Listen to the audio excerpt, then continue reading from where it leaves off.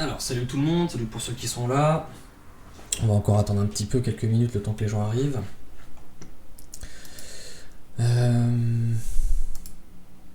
Hop. Juste une petite modification, voilà, c'est un peu mieux. Bon, n'hésitez pas à me dire si vous m'entendez mal, bien, un peu trop fort, pas assez fort.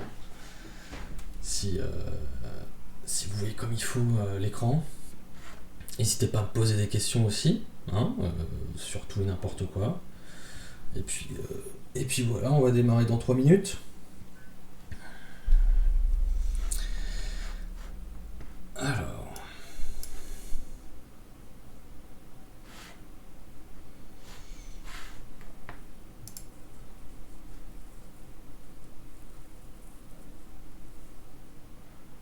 au top le son. Ok Maxence, c'est bien. Nickel. Bon bah écoute, c'est top.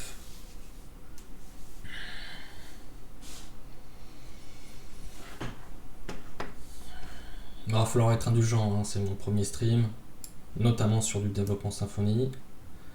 Donc ça, Symfony, c'est pas le problème. Par contre, la maîtrise du stream, c'est peut-être pas forcément ce que je maîtrise le plus. Donc un petit peu d'indulgence. N'hésitez pas à me donner des conseils si besoin, si vous sentez besoin d'en parler.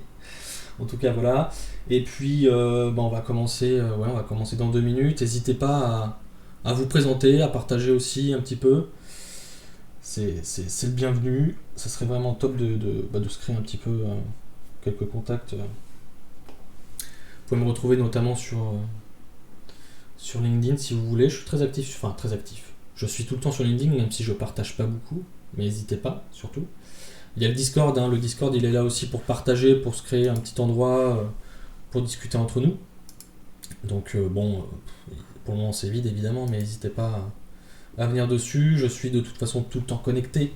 Pour la moindre question technique, faut pas hésiter quoi. Donc voilà.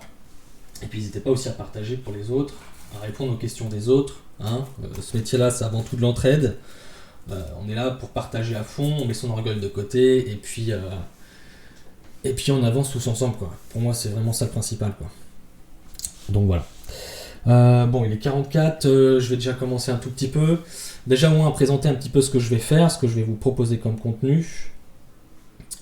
Clairement, déjà, première chose qu'il faut bien comprendre, c'est que ça fait quoi? Ça fait une dizaine d'années que je développe, que je suis développeur. À la base, j'ai un bac+2, que j'ai validé en bac+5 avec les années, il y a quelques années du coup, avec une VAE. Bref, là c'est pas le sujet. Le sujet c'est plutôt la techno que je vais utiliser. Donc c'est marqué du développement PHP Symfony. Moi c'est principalement mon cœur de métier, en tout cas les technos que j'aime le plus et que j'utilise le plus pour mes projets clients. Alors je vais pas faire, vous me verrez pas faire du PHP Symfony, React.js et compagnie, simplement parce que je cible notamment plutôt des développeurs, on va dire, en apprentissage ou des développeurs débutants qui veulent vraiment voir un petit peu comment fonctionne Symfony, en apprendre peut-être un petit peu plus, essayer de voir quelques points techniques sur Symfony, mais je vais pas avoir la prétention de montrer du React.js, c'est pas du tout mon expertise, j'en ferai peut-être un petit peu de temps en temps, pourquoi pas, mais je vais surtout me concentrer sur Symfony. Le but c'est vraiment de pouvoir peut-être vous accompagner, vous aider un petit peu, vous montrer quelques petites astuces, quelques infos supplémentaires. Donc voilà, on va essayer d'avancer dans ce sens-là. Alors évidemment, on va bien sûr commencer par installer Symfony, donc je vais pas tarder à partager mon écran pour commencer. Déjà sur le projet, parce qu'en fait le but c'est pas de vous montrer 2-3 petites choses, 2-3 petits développements, le but c'est vraiment de développer un projet. Alors pour le moment, le projet il est assez bateau, c'est une application type blogging, un peu comme Medium, c'est-à-dire qu'en fait on peut s'inscrire sur la plateforme, on peut y écrire des articles, et du coup en fait on a un recoupement, une agrégation des différents blogs de tous les utilisateurs. Donc on va quand même voir pas mal de choses intéressantes. On va voir tout ce qui va être toutes les bases de Symfony, création de pages, le routing, la base de données, Twig pour les vues. Voilà, on va la configuration aussi notamment, les services, tout ça. On va voir tout ça, puis on ira peut-être un peu plus loin en commençant à aller dans des choses déjà un tout petit peu plus pointues. On va dire que ce serait plutôt le niveau un tout petit peu au-dessus, euh, notamment sur des outils comme, je sais pas, on peut voir les listeners, tout ce qui va être création de services pour effectuer des traitements particuliers. On verra pourquoi on utilise ces services-là et pas d'autres. Enfin bref, on y reviendra on reviendra sur tout ça le moment venu. Je vais commencer par installer Symfony pour le coup. Donc hop, je vais passer sur mon écran. Voilà. Et je vais donc installer Symfony. Donc la première chose que je vais faire, c'est que sur mon terminal, je vais commencer par simplement me situer dans le dossier sur lequel je vais travailler. Donc moi je me suis créé, alors je suis sur Windows, il faut savoir que moi je suis pas un adepte de Windows, je le fais parce que c'est plus simple pour streamer, ça demande moins de travail, moins de configuration que sur Linux. Donc je reste sur Windows et puis je sais qu'il y a quand même beaucoup aujourd'hui d'étudiants notamment et de débutants qui commencent par Windows. Je vous invite fortement à passer au moins sur Ubuntu par exemple pour travailler, c'est vraiment beaucoup plus simple de travailler avec un noyau Linux. Mais bon, on va commencer déjà sur sur Windows. Donc là, ce que je vais faire, c'est que je vais déjà commencer par aller dans mon dossier. Donc un petit CD, je vais prendre le dossier, hop, je le glisse, entrée, c'est parti, on est donc dans le dossier. Maintenant, je vais aller sur le site de Symfony et je vais tout simplement voir un petit peu ce qu'il faut faire pour l'installer. Voilà, très clairement, on est ici. Donc là, c'est très simple, j'ai cliqué sur Download. Jusque là, pas de problème. Alors là, il vous demande de télécharger, notamment si vous êtes sur Windows, de télécharger le setup.exe. Alors ça, en fait, c'est quoi? C'est l'installeur de Symfony. En fait, c'est un fichier binaire Symfony qui va permettre de lancer des commandes Symfony. Alors attention, ce ne sont pas les commandes qu'on utilisera dans notre projet. C'est plutôt une commande qui va nous permettre de créer un nouveau projet Symfony ou alors de lancer, par exemple, le serveur interne pour notre serveur de développement. Bon, on va déjà commencer par créer notre premier projet. Donc, on a le choix entre deux types d'applications. La première application, c'est avec l'option full. On voit qu'il y a écrit, voilà, si vous souhaitez... Ah, merci pour le follow. Merci, Grésor. Donc, je reviens. Je disais, une application traditionnelle, ce qu'ils attendent par là, c'est plutôt une application web, avec vue, base de données, formulaire, du routing, des pages, tout ce qu'il y a de plus basique. Bonjour, je vais très bien, et toi, on peut se tutoyer aussi. En tout cas, moi, ça va très bien. Bienvenue. Donc voilà, je reprends un tout petit peu. Donc voilà, c'est l'application qu'on a par défaut. En fait, faut bien comprendre que Symfony, quand on utilise justement cette installation-là avec le --full, en tout cas avec cette option-là, ça va donc installer des composants de Symfony en plus, parce que par défaut, depuis la version 4 et maintenant avec la version 5 aussi, quand on installe Symfony, quand on fait une installation, on va dire, la plus light possible, simplement en faisant un Symfony New Project, alors Symfony New est le nom du projet bien sûr, ça va installer en fait Symfony mais sans tous les composants superflus, sans aucun composant en fait. En fait, on va juste avoir le minimum syndical, c'est-à-dire à peu près, si on devait résumer en termes de proportion par rapport à une version 3, on a à peu près 70% de code en moins.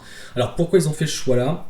Simplement pour éviter d'avoir en fait je vais faire une petite analogie que j'aime bien, c'est pour éviter de prendre une Ferrari pour aller chercher du pain.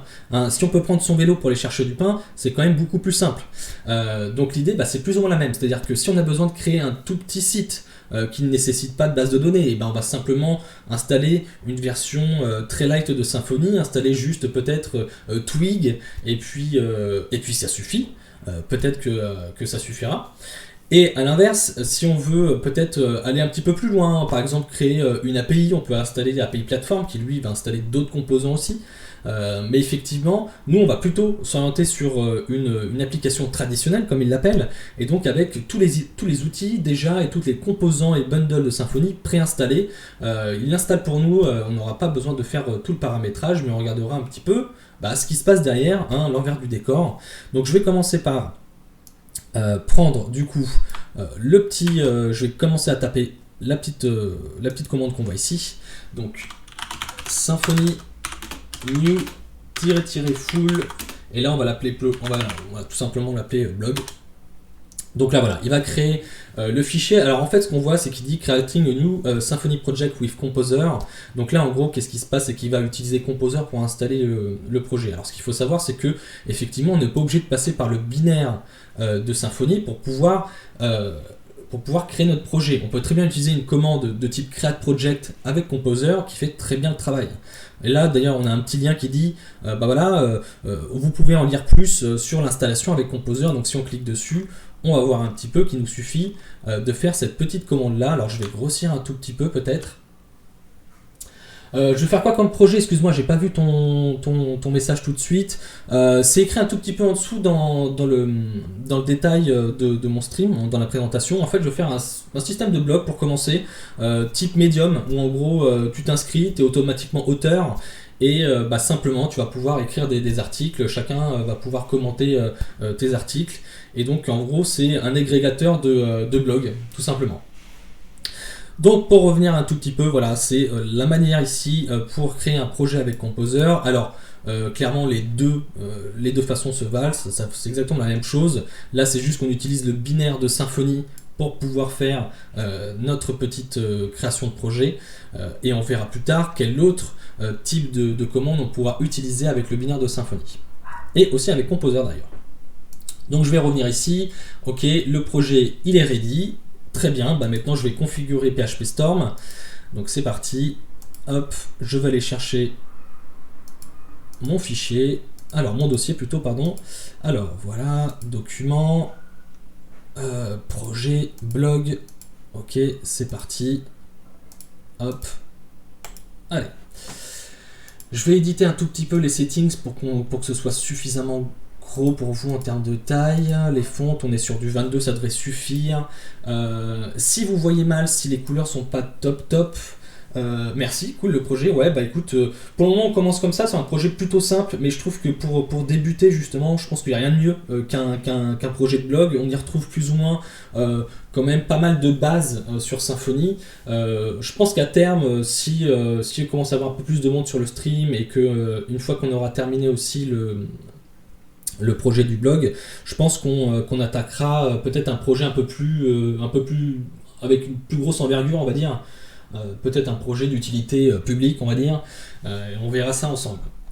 Donc là on voit, qu'est-ce qu'on voit? On voit que sur la gauche, j'ai donc la liste de mes dossiers. C'est normal que la commande full ne fonctionne pas. Alors, que la commande full ne fonctionne pas, c'est-à-dire, est-ce que quand tu fais tirer full, tu dis qu'elle ne fonctionne pas? Pourtant moi je vois bien en fait un website skeleton. Est-ce que tu es sûr d'avoir mis full? Pas de souci pour les matchs, t'inquiète pas. À vérifier. Moi tu vois, j'ai pas eu trop de problèmes sur mon installation. On va regarder tout de suite si ça a bien installé les composants qui vont avec. On voit qu'on a Symfony Form, Symfony Mailer, on a Monologue, Notifier, ORM Pack. Donc ça c'est pour Doctrine, pour la base de données. On a Twig, on a le validateur. Non, là on a même le serializer, je veux dire qu'on a tout ce qu'il faut, même le security bundle. Donc là on a tout ce qu'il faut. Que la commande Symfony, pardon. Alors si elle marche pas, c'est parce que tu n'as peut-être pas installé le fichier, le binaire. C'est-à-dire qu'en fait, quand tu vas sur le site de Symfony, tu cliques sur Download tout là-haut, et là il va te dire ok, télécharge le setup.exe. Alors ce setup là en fait c'est un fichier qui va t'installer sur ton PC, où tu vas pouvoir avoir accès justement à la commande Symfony.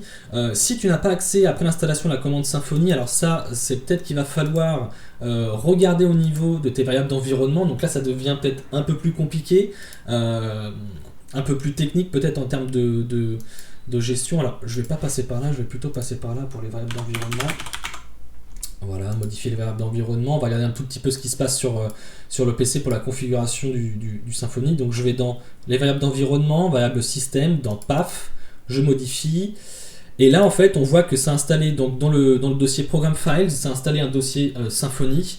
Et donc là il est ajouté automatiquement dans les variables d'environnement, c'est-à-dire que naturellement on aura accès à la commande Symfony depuis notre terminal. Alors il ne faudra pas oublier de relancer le terminal une fois que tu auras fait cette petite cette petite manipulation si l'installation ne le fait pas automatiquement. Alors, je vais revenir un tout petit peu donc sur le dossier. Donc on a vraiment pas mal de choses d'installer automatiquement. On l'a vu, on a vraiment pas mal de librairies.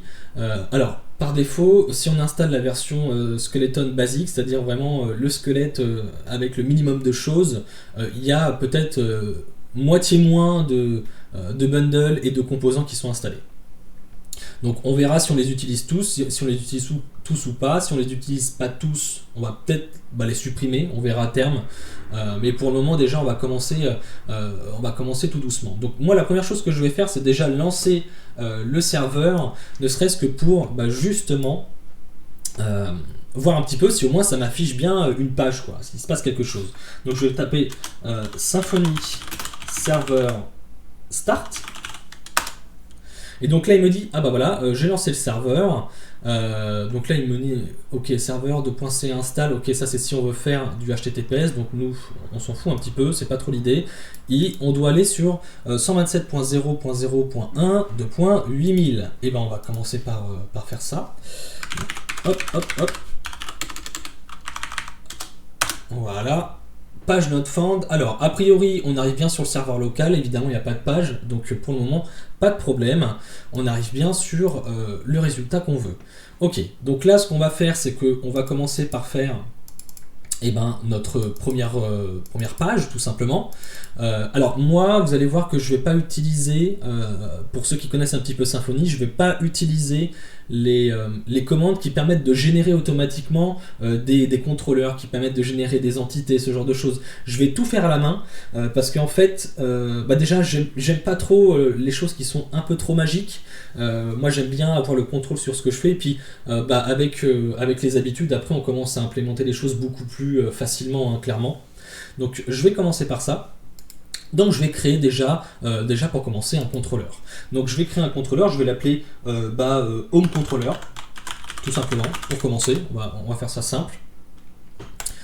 Ok, hop, je génère un petit peu de documentation automatiquement avec PHP-Stamp, c'est plutôt pas mal. Et la première chose que je vais faire, c'est que je vais déjà donner à ma classe Home Controller sa classe parent. Et la classe parent, ça va être Abstract Controller. Ok, donc cette classe contrôleur, abstract controller de Symfony va me permettre de faire quoi? Va me permettre d'avoir accès à des raccourcis qui vont justement me faciliter le développement de mes pages. Donc ce que je vais faire, c'est que je vais faire public function index pour commencer. Ok, ça renvoie quoi? Ça va renvoyer une réponse. Alors, moi j'aime bien typer tout ce que je fais. Je pars du principe que j'essaye de faire du PHP 7.4. Ou au minimum du 7.2. Donc je type le plus possible. Donc là c'est pour le type de sortie évidemment. Donc on va commencer par faire déjà renvoyer une vue. Donc ce qu'on va faire, c'est qu'on va faire un return this render.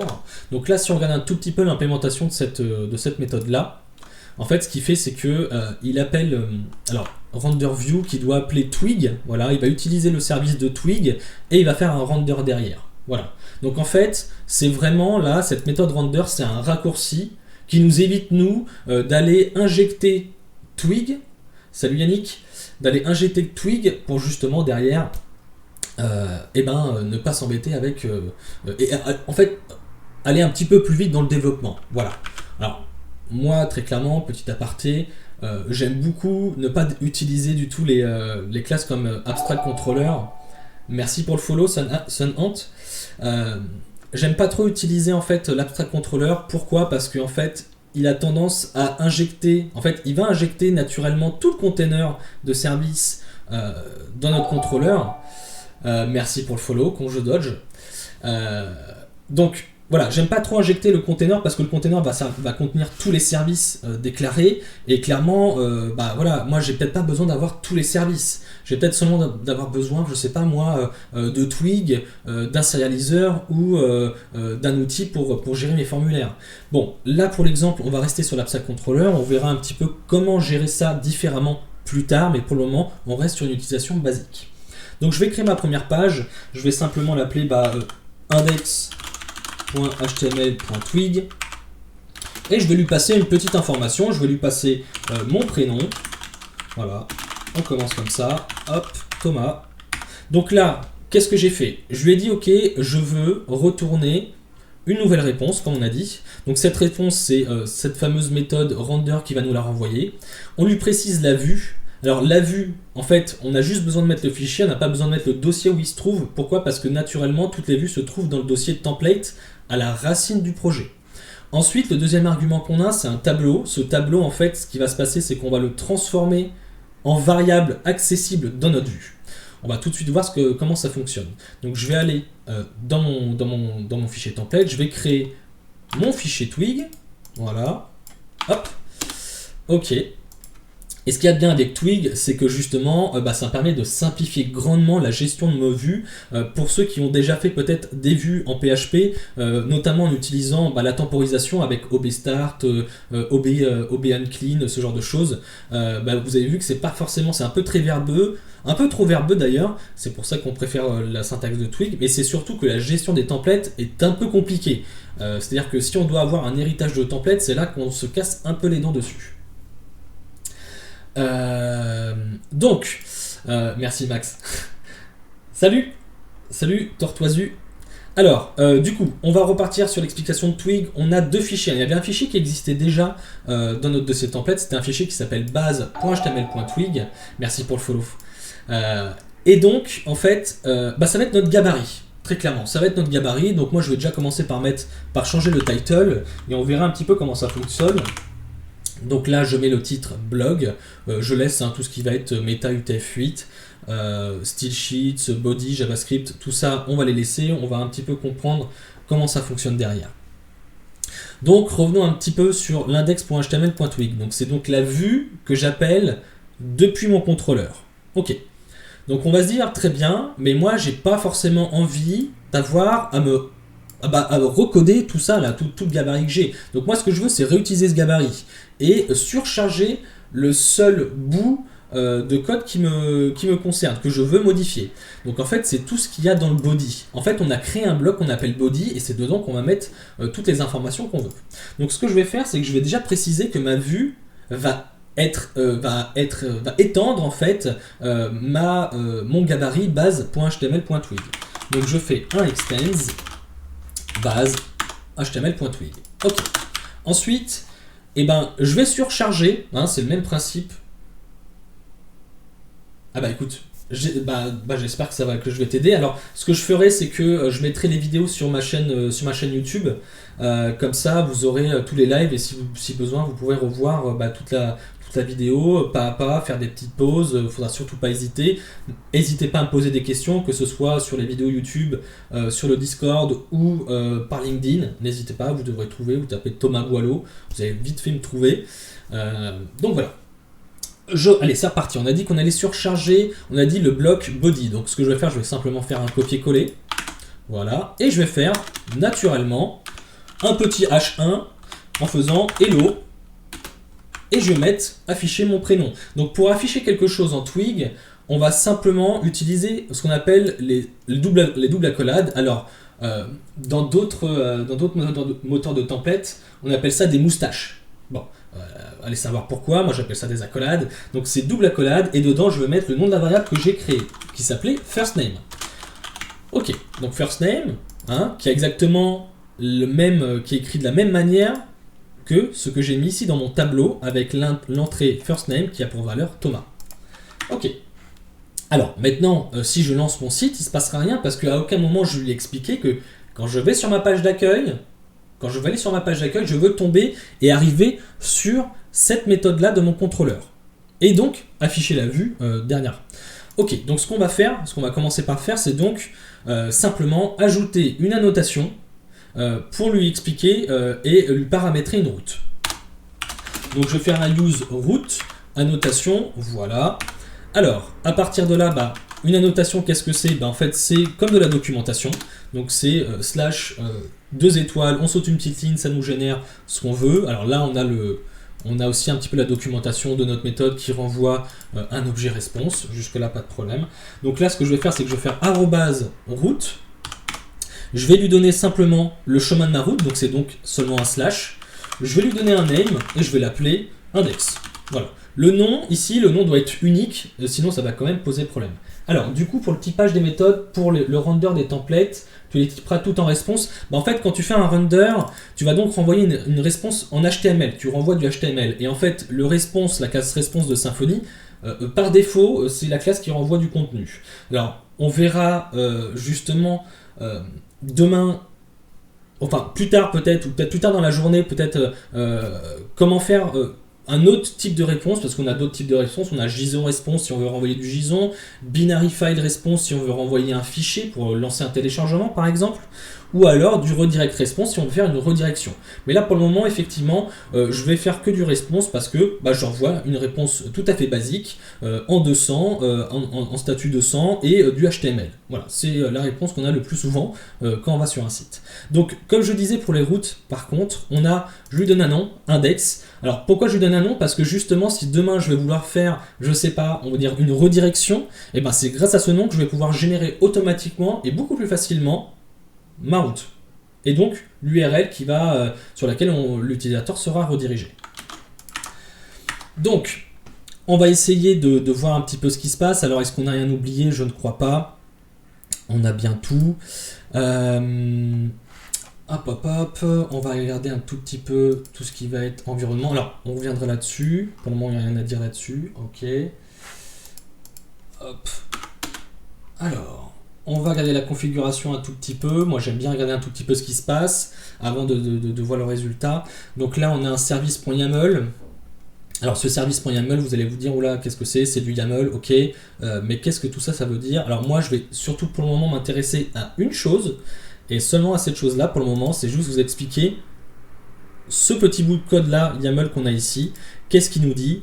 Il nous dit, ok, toutes les classes qu'on retrouve dans le dossier contrôleur dans SRC, je veux les taguer en tant que contrôleur service argument. Alors, en gros, on met une étiquette sur toutes les classes qu'on va créer à l'intérieur de notre dossier contrôleur. Et en fait, l'étiquette qu'on va lui donner, c'est lui dire, ok, contrôleur service arguments, ça veut dire quoi? Ça veut dire en fait que si demain j'ai besoin d'injecter un service, eh ben, je vais pouvoir ici directement typer, par exemple, je vais mettre quelque chose de basique, je vais mettre par exemple quelque chose qu'on utilisera très régulièrement. La request, je veux récupérer la request, donc récupérer par exemple des informations dans le get, le post ou dans les files par exemple si on veut. Donc là je vais injecter la request et voilà. En injectant et en typant, alors c'est très important, il faut typer, il faut faire ce qu'on appelle du type int, c'est très important. En typant, qu'est-ce qui va se passer derrière? Et bien en fait Symfony va être capable d'injecter ce service là. Et donc moi je vais pouvoir récupérer ma request, un objet request. Et donc ça c'est seulement faisable avec ce tag là. D'accord? Ça il faut bien le comprendre. Ok, alors on va essayer de voir un petit peu ce qui se passe. Alors j'ai un bug, je ne sais pas pourquoi, j'ai écrit page not found quand j'essaie d'y aller. Alors ce qu'on va faire ici, c'est qu'on va faire dans le doute un petit cache clear. Moi j'aime bien juste vérifier si on n'a pas un petit bug. Ah non mais c'est normal que ça marche pas, c'est parce que je me trouvais pas dans le bon dossier. Je suis un peu bête là-dessus. C'est un peu stupide de ma part. Donc je vais aller dans le dossier blog et je vais refaire un serveur start. Et là si je relance, je devrais avoir mon hello Thomas. Donc là ça fonctionne. Ok, bon. Ouais, le container de service, c'est vachement bien. Franchement, c'est quelque chose que j'ai beaucoup aimé. Alors moi, à l'époque, quand j'ai commencé Symfony, quand je l'ai vraiment utilisé au travail, c'était sur la version 2.6 à l'époque. La version 2.6, il n'y avait pas toutes les super nouveautés qu'on retrouve aujourd'hui. Et en fait, vu qu'on utilisait une ancienne version de PHP, on n'avait pas forcément le fait de typer nos arguments en entrée de méthode. Et donc forcément, on n'avait pas forcément toutes ces notions-là. Alors c'est venu sur le tard un petit peu, mais en tout cas avec les nouvelles versions qui sont arrivées avec le temps, on a donc ce qu'on appelle l'auto-configuration et l'auto-wiring. Alors l'auto-wiring justement c'est ce dont je vous ai parlé, c'est le fait d'injecter un service directement dans l'argument de notre méthode dans notre contrôleur ou alors dans notre constructeur. Bon, ici maintenant ce que j'aimerais vous montrer c'est un petit peu plus d'informations sur le routing. Moi j'aimerais faire une petite route toute simple que je vais appeler par exemple quand je vais aller sur hello et que je mette slash et par exemple mon prénom, je veux justement que ça m'affiche hello et le prénom que j'ai mis dans l'URL. Donc je vais créer une route pour ça. Alors je vais créer une deuxième route. Ce que je vais faire, c'est que, hop, je vais créer une route. Alors cette route, je vais tout de suite la nommer hello pour commencer. Pareil ici, je l'appelle hello. Hein, attention, pas le même nom de méthode, sinon ça va bugger.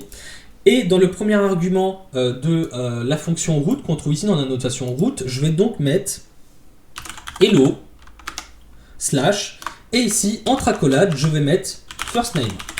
Donc là, en fait, je lui explique que je vais avoir dans mon URL un élément qui va être variable, qui va pouvoir être modifié.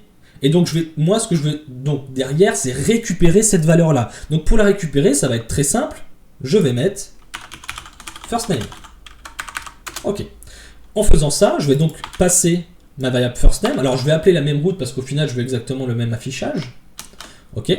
Je lui passe la variable first name et on va tester tout de suite ce que ça donne. Donc là, ça va pas changer grand chose. Ok. Maintenant, si je mets par exemple, je sais pas, Julien, on met ça au hasard, je vais donc avoir hello Julien. Ok. Maintenant, si je ne mets rien, qu'est-ce qui se passe? Si j'enlève et je mets juste hello, il va me dire, bah non, attention, je ne trouve pas la route / hello. Effectivement, on voit qu'ici, on n'a à aucun moment déclaré une route qui s'appelait juste / hello.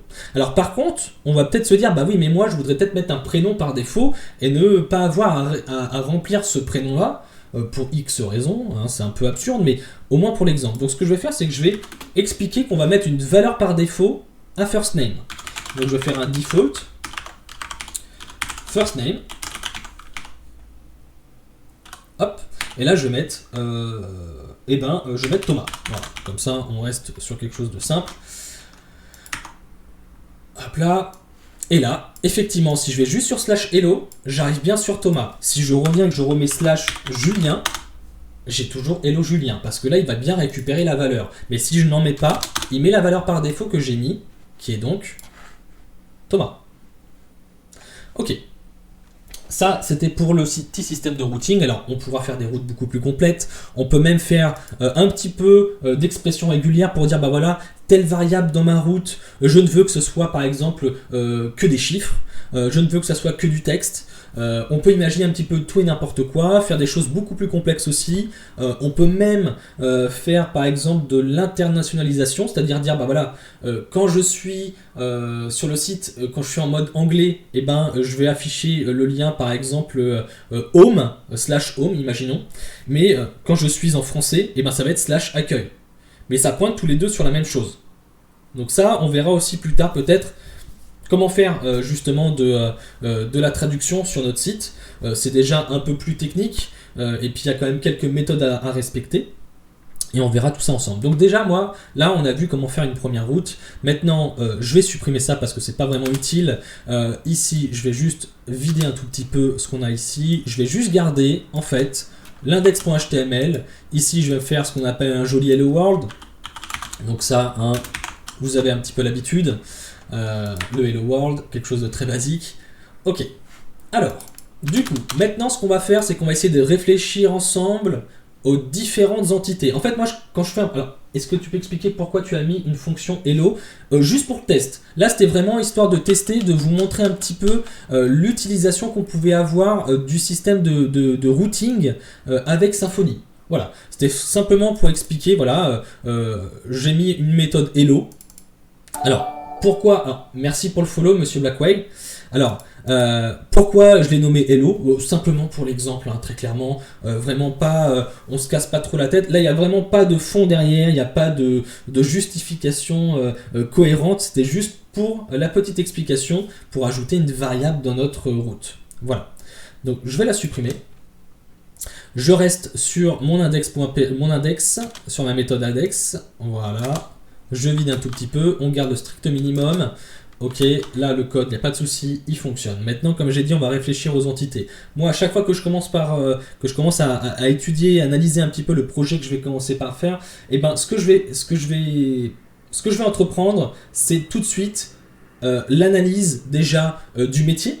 Hein, toujours bien analyser le métier. Alors ici, qu'est-ce qu'on peut se dire, qu'est-ce qu'on a comme règle de gestion? On a déjà comme fonctionnalité la notion d'inscription, la notion de connexion, de déconnexion forcément, mais on a un système de blogging. Et quelles sont les règles de gestion dans ce système de blogging? Eh bien, chaque utilisateur est un auteur, donc chaque utilisateur peut rédiger plusieurs articles. Un article est rédigé seulement par une personne. Un article peut avoir plusieurs commentaires, mais un commentaire n'appartient qu'à un seul article. Voilà. On va commencer déjà par ces choses-là. Et évidemment, un article, comme je l'ai dit, appartient forcément à un utilisateur, donc on aura peut-être des notions de relation aussi. Donc on va commencer déjà les cardinalités, exactement. Donc ça, on verra justement dans les relations quand on va commencer à implémenter nos premières entités.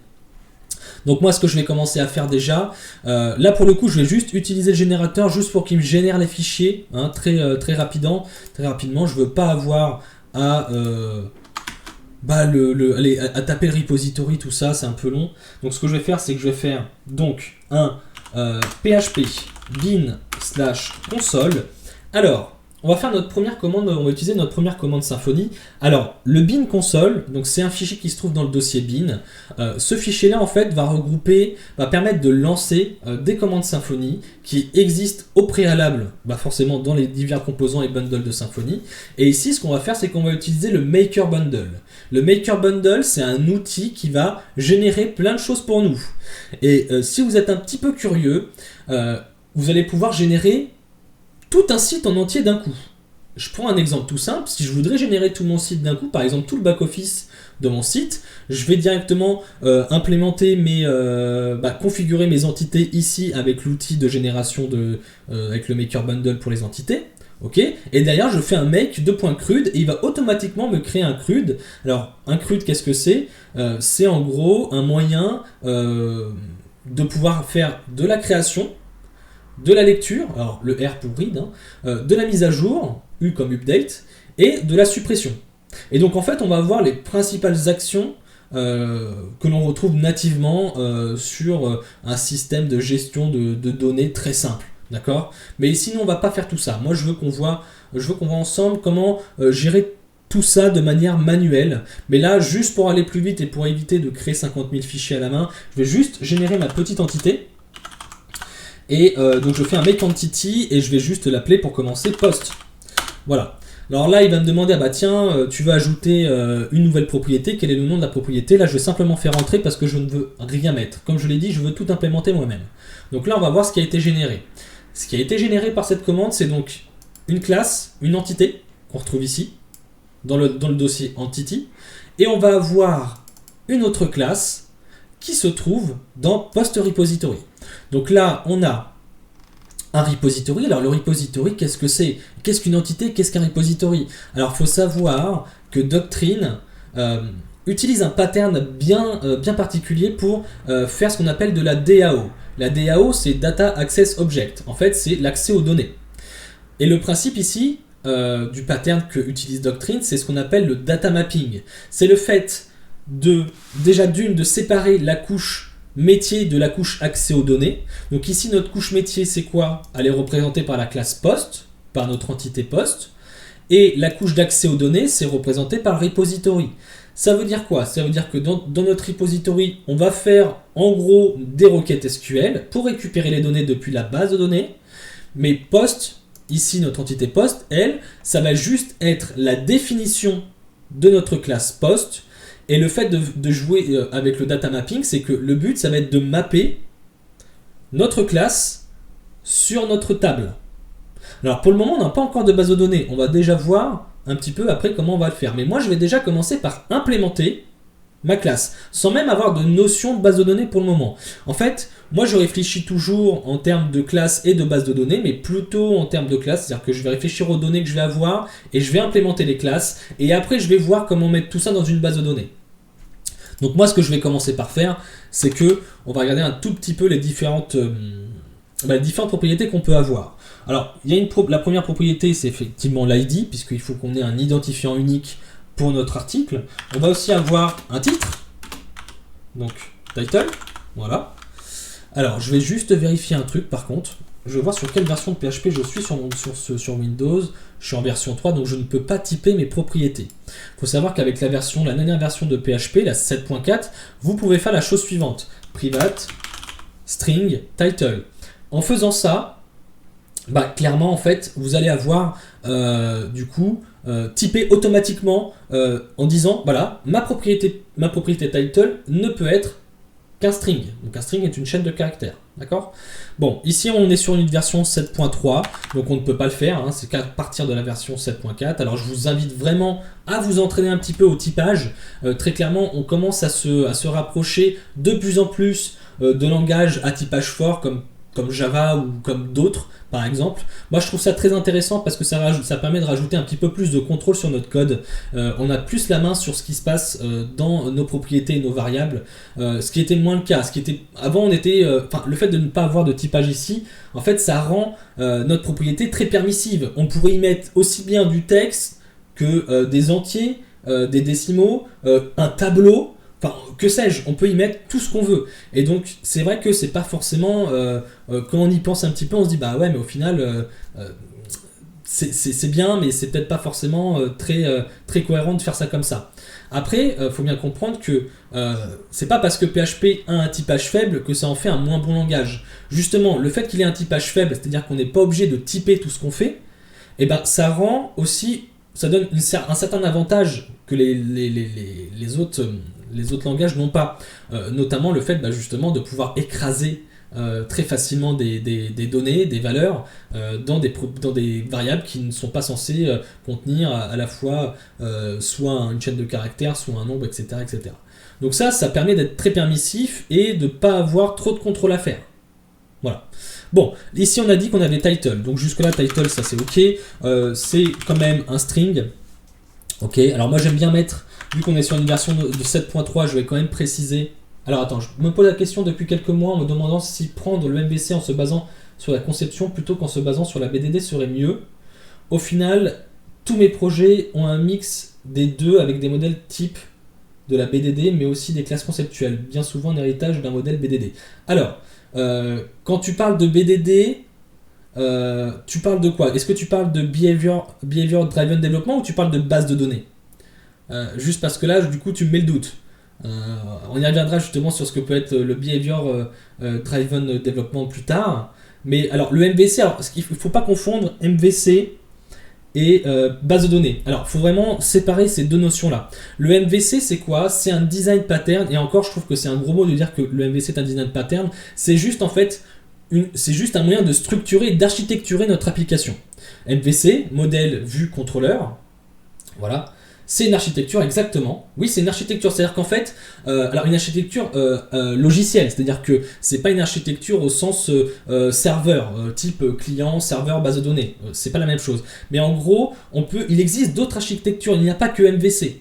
Il peut y avoir par exemple de l'ADR, Action Domain Responder. On peut avoir aussi de la clean architecture, de l'architecture en oignon, architecture hexagonale. Tout ça, c'est plus ou moins les mêmes mots pour dire la même chose, mais en gros, il n'y a pas que le MVC dans la vie. D'accord ? Et vous dites peut-être que par défaut, Symfony, c'est du MVC. Alors non, Symfony n'est pas un framework MVC, c'est un framework HTTP. Symfony est simplement basé... Ah bah écoute, merci Quentin. Moi aussi je suis fan de toi Quentin. Donc je disais, Symfony c'est un framework HTTP. HTTP qu'est-ce que c'est ? Bah, c'est simplement en fait les requêtes et les réponses que sont envoyées entre un client et son serveur et entre le serveur et le client. C'est-à-dire qu'en fait, Symfony ne se base que là-dessus. C'est ça la base de Symfony. Une requête qu'on envoie au serveur, une réponse qu'on renvoie au client. Derrière, si nativement on a du MVC, c'est parce que par défaut, Symfony nous propose du MVC. Mais demain, si on veut faire autre chose, une autre architecture, même quelque chose qui n'a complètement rien à voir, quelque chose qui n'existe peut-être même pas, vous pouvez le faire. Ce qu'il y a de bien avec Symfony, c'est que vous n'êtes pas c'est pas trop strict en fait, vous n'êtes pas trop cadré du moment que c'est logique ce que vous faites et que vous gérez bien votre configuration, il n'y a pas de problème. Merci Quentin. Juste pour revenir un tout petit peu sur ta question, donc effectivement, MVC et BDD, il faut vraiment bien séparer ces deux concepts-là. La base de données, c'est la base de données. Les données qui sont dedans, bah, elles sont dedans et puis elles restent dedans et puis on n'en parle pas. Et ici, dans le cas du MVC ici, c'est juste qu'on va mapper, c'est-à-dire qu'en fait, on va dire que notre classe post effectivement, va ressembler très fortement à notre table POS. Jusque-là, pas de problème. Mais moi, si j'ai envie de te dire, quand tu penses à ton application, quand tu réfléchis à ton application, ne pense pas à MVC. Moi, à la limite, pense plutôt database first. Alors ça, c'est une méthode pour concevoir pour analyser un projet, pour faire une étude de projet. Il y en a certains qui passent par database first, c'est-à-dire qu'ils vont d'abord réfléchir aux données, avant de réfléchir même à l'architecture de leur projet, aux technos qu'ils vont utiliser ou quoi que ce soit. Ils vont d'abord réfléchir aux données, avant même de penser au développement. Moi, très clairement, je préfère... Quand j'ai commencé, naturellement, j'ai commencé par faire cette méthode-là, mais éviter vraiment de se lancer tout de suite dans le code et de se dire, ok, au fil de l'eau, je vais commencer à réfléchir à ce que je vais implémenter. Et vraiment se dire que la création de ta base de données est censée être indépendante du reste de ton projet. Alors ici, évidemment, ce que je viens de te dire, c'est j'ai un contre-exemple, puisque j'ai pas encore implémenté ma base de données, que j'implémente déjà des classes. Mais vu qu'on est sur un système de data mapping et que du coup, une classe, une entité est mappée sur une table, bah, au final, ça revient au même. On peut le voir comme ça. Ok. Donc je continue. On a dit qu'on avait un titre, on dit on a quoi? On a aussi une date de publication. Donc published at. Donc là, on voit bien qu'on utilise du camel case, toujours en mettant à chaque nouveau mot, pas d'underscore, pas d'espace évidemment, on attache, tout est attaché, mais à chaque nouveau mot, on met une majuscule sur la première lettre. Donc là, published at. Alors ça, published at, qu'est-ce que c'est? Eh ben, c'est un objet de type datetime immutable. Alors, vous allez me dire, ok, alors, est-ce qu'il y a des gens parmi vous qui ont déjà utilisé des datetime immutable? Ça, vous allez me dire si vous connaissez déjà. Je pense que vous connaissez tous le datetime, mais peut-être que certains d'entre vous ne connaissent pas le datetime immutable.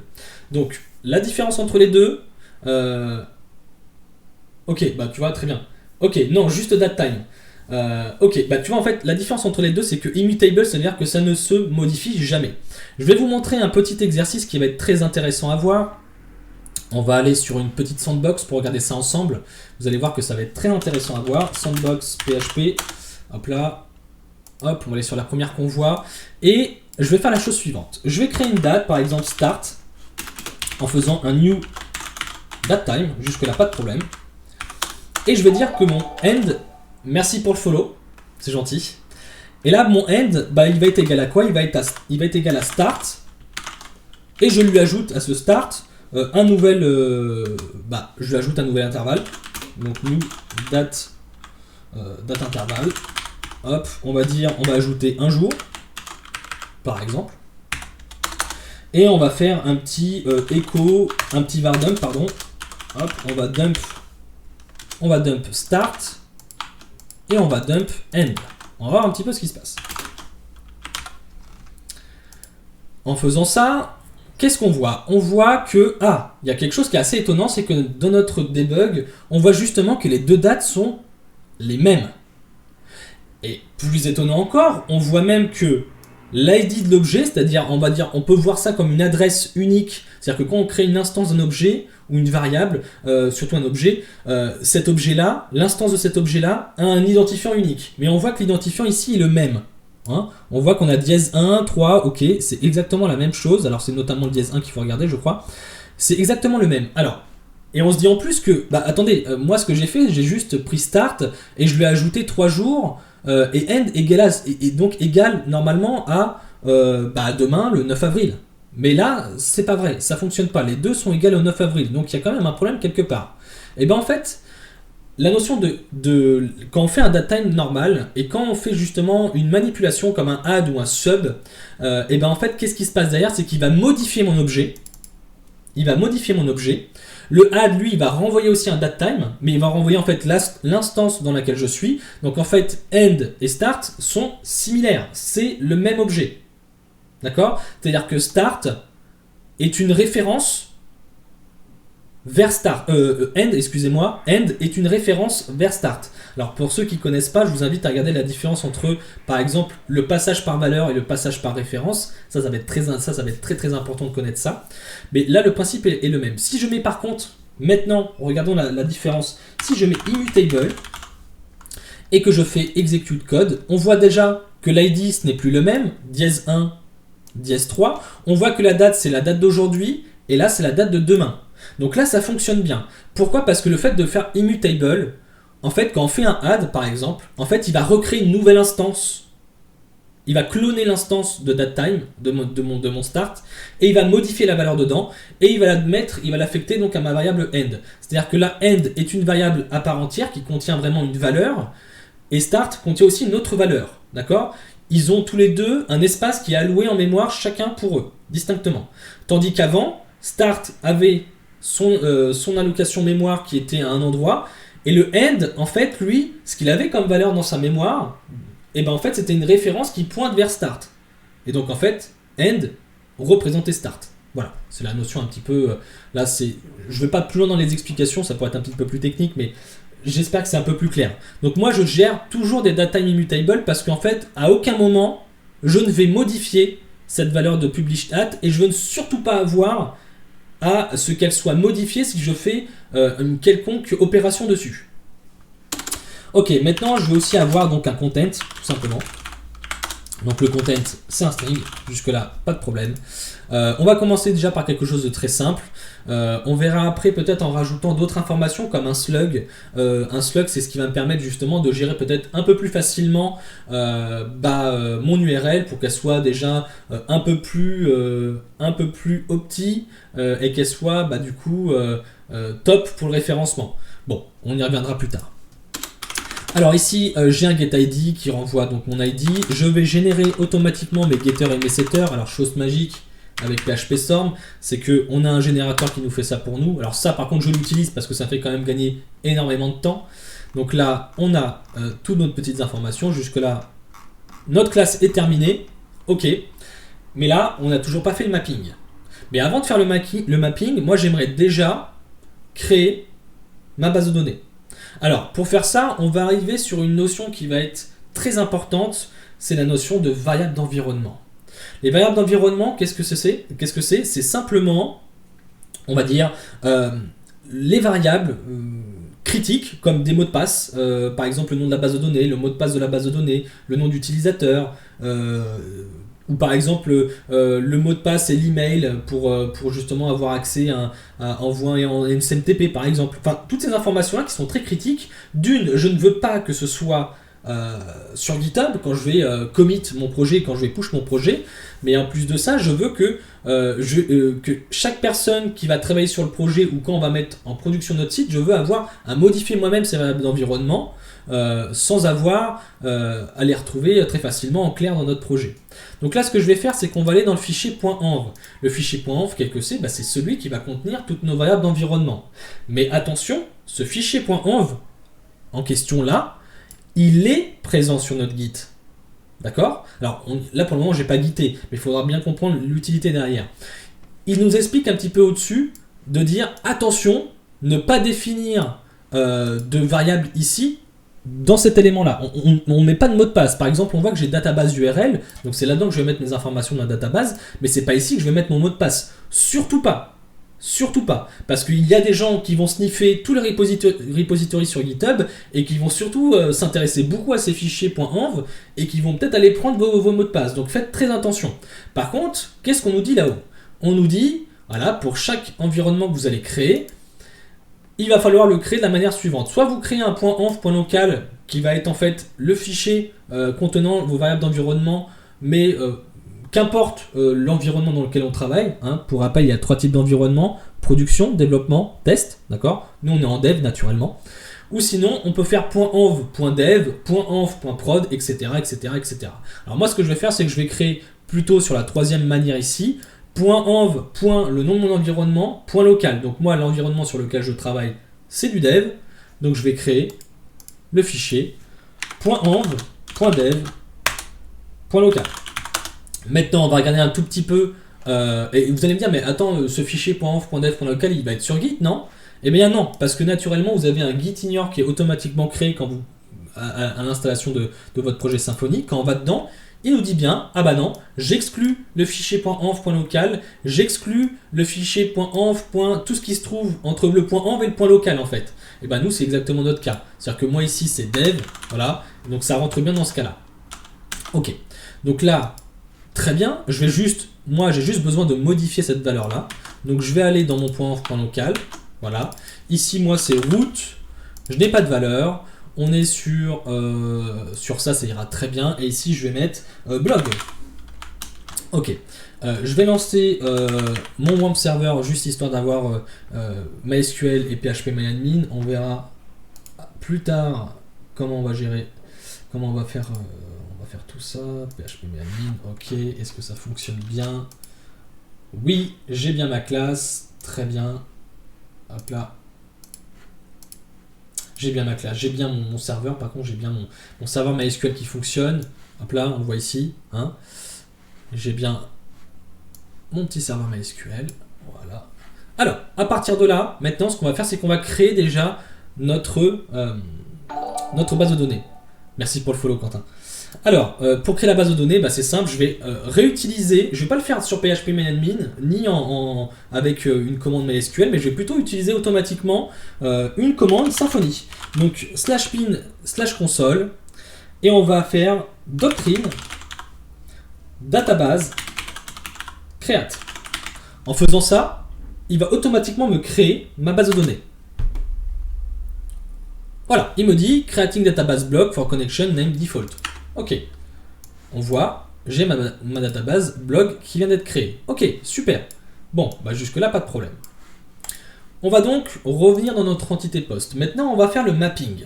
On va donc ajouter déjà le mapping pour notre propriété title. Donc là, ça va être ORM, c'est une colonne, donc ORM anti// colonne.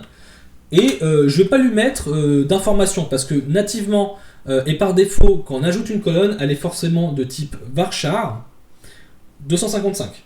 Donc je vais laisser comme ça m'ira très bien.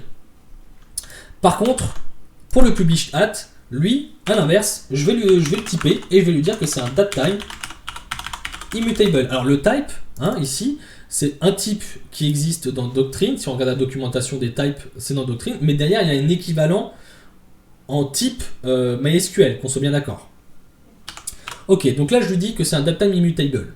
Ok, super. Et ici, pour terminer, je vais dire que le content, lui, c'est une colonne de type texte. Ok. Bon, je fais ça. Je vais lancer une petite commande pour vérifier si tout se passe bien sur mon mapping, si je n'ai pas eu de problème. Donc je vais faire un doctrine schéma valide. Voilà. Il nous dit OK, the mapping files are correct. OK, donc là, pas de souci. Ça a l'air d'être bien. Par contre, il me met une petite erreur. Attention, la base de données ne correspond pas aux entités qu'on a. OK, donc ça veut dire que effectivement, c'est normal. Dans ma base de données blog, je n'ai pas encore ma table post. Donc ce que je vais faire, c'est que je vais l'ajouter. Donc je vais faire un schéma update-force. Voilà, juste qu'il aille me mettre automatiquement la base de données à jour. Alors j'utilise un schéma update force. Alors attention, je vous déconseille. Pour le faire une première fois, c'est pas un problème. Mais à terme, on utilisera aussi la notion de migration. Mais on y reviendra bien plus tard. J'ai pas trop envie de vous polluer la tête avec ça. On va faire déjà des schémas update force juste pour mettre à jour basiquement la base de données. Et on évoluera sur les bonnes pratiques plus tard. D'accord ? Donc là, si on regarde un tout petit peu ce qui se passe, j'ai bien ma table post, d'accord, avec mes 4 champs. On voit qu'il y a un petit commentaire en disant attention, ce type de champ c'est un datetime immutable, parce qu'effectivement un datetime immutable ça n'existe pas dans MySQL, c'est un type qui est propre à Doctrine et propre à PHP. Donc ça c'est juste un moyen à Doctrine pour lui rappeler que ok, il existe, ce champ là est un champ de type datetime immutable et pas simplement datetime. Bon, ok. Merci Capicaps pour le follow. Ok, donc, écoutez, on va continuer. On a créé notre classe post. Jusque-là, pas de souci. Et vous allez me dire, qu'est-ce qu'on fait après ? Moi, ce que j'aime bien faire après, c'est remplir ma base de données. Et vous allez me dire, attends, il n'y a pas des choses à faire avant ? Non. En fait, moi, ce que j'aime bien faire au début, c'est que quand je crée ma base de données quand je crée mes classes, mes entités, moi, j'aime bien créer automatiquement, en fait, un environnement de développement qui soit déjà rempli. En fait, je veux créer un état de base de données qui ressemblerait déjà à ce qu'on est censé avoir sur ce site-là. En fait, je veux essayer de simuler voilà, une base de données remplie. Donc je vais faire des jeux de données. Donc pour faire des jeux de données, ce que je vais faire, c'est que je vais installer un plugin qui s'appelle Doctrine Fixture Bundle. C'est un plugin qu'on peut retrouver sur Symfony. Donc Symfony Doctrine Fixtures. Donc Fixture, ça veut dire jeu de données. Merci pour le follow, Jérôme. Alors, hop là. Ok. Il nous dit quoi? Ok, si tu veux installer avec Symfony Flex, donc Symfony Flex, tu reviendras plus tard. Pour le moment, on reste sur quelque chose de basique. Donc, on va installer Composer Require --dev. Donc ça, c'est pour parce qu'en fait, les fixtures, on va simplement les. Alors, tu vas faire des fixtures, oui, c'est exactement ça. Ouais, mais pour moi, en fait, les fixtures, c'est juste la base. En fait, ça va me permettre de simplifier quand je vais faire des tests automatisés. Ça va me simplifier la vie. Ça va me simplifier la vie si à chaque fois je veux remettre à jour. Par exemple, vu que je vais faire plein de tests, quand je vais développer, je vais faire plein de tests. Ça va aller polluer ma base de données. Et moi, je me dis, bah attends, là, ma base de données elle est complètement flinguée. Je veux tout remettre à zéro. Et ben, je relancerai mes fixtures et ça va revenir sur une base totalement propre. Et au moins, je repartirai à chaque fois sur un état de base de données plus ou moins terminé. Donc là, je vais installer ORM Fixtures, qui est donc l'ensemble des composants pour la gestion des fixtures. Donc hop, c'est parti. Donc bon, alors sur Windows, je suis désolé un petit peu, c'est un petit peu lent. Bon là, on a de la chance, c'est en cache, mais généralement ça prend un peu plus de temps. Franchement, Windows, c'est une plaie, hein, c'est une plaie pour le développement Symfony. Ça prend énormément de temps rien que pour afficher une page. On peut diviser par 10 voire 50 le temps de réponse avec Linux par exemple. Ok, donc là c'est installé Doctrine Fixture Bundle. On va regarder un petit peu ce qui s'est passé. On voit qu'on a un nouveau dossier qui est apparu dans notre SRC qui s'appelle Data Fixtures. Donc c'est dedans qu'on va implémenter nos jeux de données. On va aussi voir qu'on a... bah non, qu'on n'a rien du tout. On n'a pas de configuration en plus, je crois. On n'a pas de fixtures ici. Non, on n'a pas de fixture ici. Alors attendez. Non. Par contre, on a juste une information en plus. C'est ça qui va être intéressant de voir. Le fichier qui s'appelle bundles.php dans config, c'est là où on va retrouver tous les bundles de Symfony. Alors ne pas confondre entre composants et bundle. Un bundle, c'est une librairie développée spécialement pour Symfony, pour s'intégrer très naturellement dans Symfony. À la différence, un composant, c'est plutôt une librairie qu'on pourrait utiliser de manière indépendante sur un projet qui n'est pas un projet Symfony. Et donc là, ce qu'on a expliqué, c'est que notre Doctrine Fixture Bundle, on l'utilise en environnement de dev et en environnement de test. Ok. Donc je vais commencer par créer mes fixtures. Donc là, je vais supprimer le fichier basique. Ouais, je vais supprimer. Alors oui, je vais faire le refactor, merci. Et je vais recréer une classe que je vais appeler post fixture. Hop là, ok. Très bien. À partir de là, je vais donc pouvoir dire que cette classe-là, elle extend la classe fixture. Ok. Donc là, on voit que c'est souligné en rouge. Pourquoi? Parce que fixture, si je dis pas de bêtises, c'est une classe abstraite. Et cette classe abstraite doit implémenter ORM Fixture Interface, qui elle nous dit, ok, tu dois obligatoirement implémenter la méthode load. Ok. Donc, je vais implémenter cette méthode load. Donc là, encore la magie de PHP Storm. On utilise un petit raccourci pour générer automatiquement notre méthode load. Ok, je rajoute un peu de documentation et j'y vais. Donc là, ce que je vais faire, c'est que je vais créer par exemple une cinquantaine de postes. Donc je vais faire une boucle, tout ce qu'il y a de plus basique. Donc for i égale 1 à i inférieur ou égal à 50, $i++, ok. Et là, je vais faire donc post égale new post. Ok, super. Maintenant, je vais pouvoir utiliser les setters. Donc set title, on va dire article, numéro. Et là, je vais concaténer avec la variable i. Comme ça, on aura article numéro 1, etc., etc., etc. Pour le contenu, set content, je vais mettre contenu. Pour le moment, un truc très vide, hein, on verra pour alimenter un petit peu plus les données de plus tard. Contenu numéro X, voilà.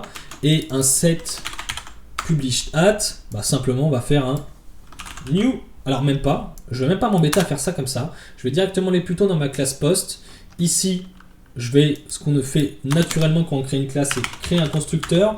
Et je vais dire, voilà, quand j'instancie ma classe post, quand j'instancie un objet post, je vais donc tout de suite modifier ma propriété published at en faisant un new datetime immutable. Voilà, comme ça j'ai pas besoin de le setter. Ça se fait automatiquement à chaque fois que je crée un post. Ok, maintenant je vais devoir persister cette donnée. On a une petite erreur là.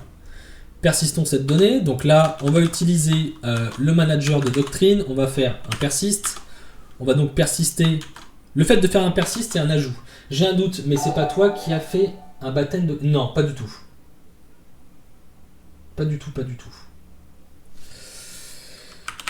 Alors, ok, maintenant je vais flush. Alors, le flush, qu'est-ce que ça veut dire? Ça veut dire qu'on va modifier notre base de données avec toutes les modifications qu'on a apportées dans notre code. Alors, c'est peut-être un peu nébuleux. On va essayer de reprendre du début. Comment fonctionne Doctrine? Doctrine fonctionne par notion de transaction. C'est-à-dire que tant que vous n'avez pas lancé, enfin en tout cas exécuté la méthode flush du manager, aucune des modifications que vous avez fait, que ce soit une mise à jour, une suppression ou un persist par exemple, aucune de ces modifications-là ne va être prise en compte. Tant que vous n'avez pas fait de flush. D'accord? Et si dans ce flush-là, il y a une action qui bug, et ben ça ne va pas lancer toutes les autres. Donc ça, c'est la notion de transaction. C'est plutôt pas mal. Flush, voilà. Donc là, flush, ok, c'est parti, je lance le truc. Alors là, il me dit une petite exception, c'est notamment pour, je pense, le datetime. C'est pas très grave. J'y fais pas trop attention. Ok. Donc là, pas de problème. Je vais donc lancer maintenant la commande pour lancer les fixtures. Donc c'est un doctrine fixtures avec un S, attention, load. Là, il va me dire, attention, est-ce que tu veux vider ta base de données? Donc, oui, je veux la vider. Ok. Et, ok, donc ça m'a lancé, ça m'a dit purging database, loading post fixture. On va regarder, qu'est-ce qui s'est passé? Eh bien, j'ai bien tous mes articles. J'ai bien mes 50 articles. Jusque-là, pas de problème. Ok. Donc, je peux revenir ici. Et là, moi, ce que je vais faire, c'est que je vais faire un tout petit tips pour faciliter la remise à zéro de ma base de données. Donc ce que je vais faire, c'est que je vais aller dans le fichier composer.json, je vais aller dans script, et ici je vais créer un nouveau script, et je vais faire par exemple prépare. Je vais l'appeler prépare, pour simplement dire, ok, je vais préparer mon environnement de développement. Et donc en fait, quand je fais un prépare, je fais en fait un php bin/console, et je vais faire un doctrine database drop if exists, avec un force, pour pouvoir lancer le truc derrière. Tac tac tac. Alors ça, on va tester tout de suite si ça fonctionne, hein, avant que je fasse une commande qui ne fonctionne pas. On teste. Ok, database dropped. Ok, ça marche très bien. Donc maintenant que j'ai fait ça, je peux donc faire php bin/console doctrine database create. Ok. Ensuite, je peux faire un php bin/console doctrine schéma update force, et enfin je vais lancer mes fixtures. Donc php console doctrine fixtures load, et je vais mettre un -n pour ne pas avoir d'interaction et qu'il le fasse automatiquement sans que j'ai à purger moi-même, sans avoir à répondre à la question pour la purge. Maintenant je vais lancer ce script là et vous allez voir que ça va nous faire gagner un temps fou. Alors ça, c'est pour remettre à chaque fois mes données à zéro. Donc je vais faire un composer prépare. Ok, donc là, il supprime la base de données, il la recrée, il met à jour la base de données, le schéma de la base de données, et il charge les données. Et là, hein, j'ai toujours la même chose. Hein. Là, c'est bien revenu comme c'était à l'instant. On voit que l'heure, oui, il y a 2 heures de décalage à chaque fois sur mon PC. Allez savoir pourquoi. Ok, donc là ça fonctionne bien. Voilà, c'est une petite astuce, le prépare ici.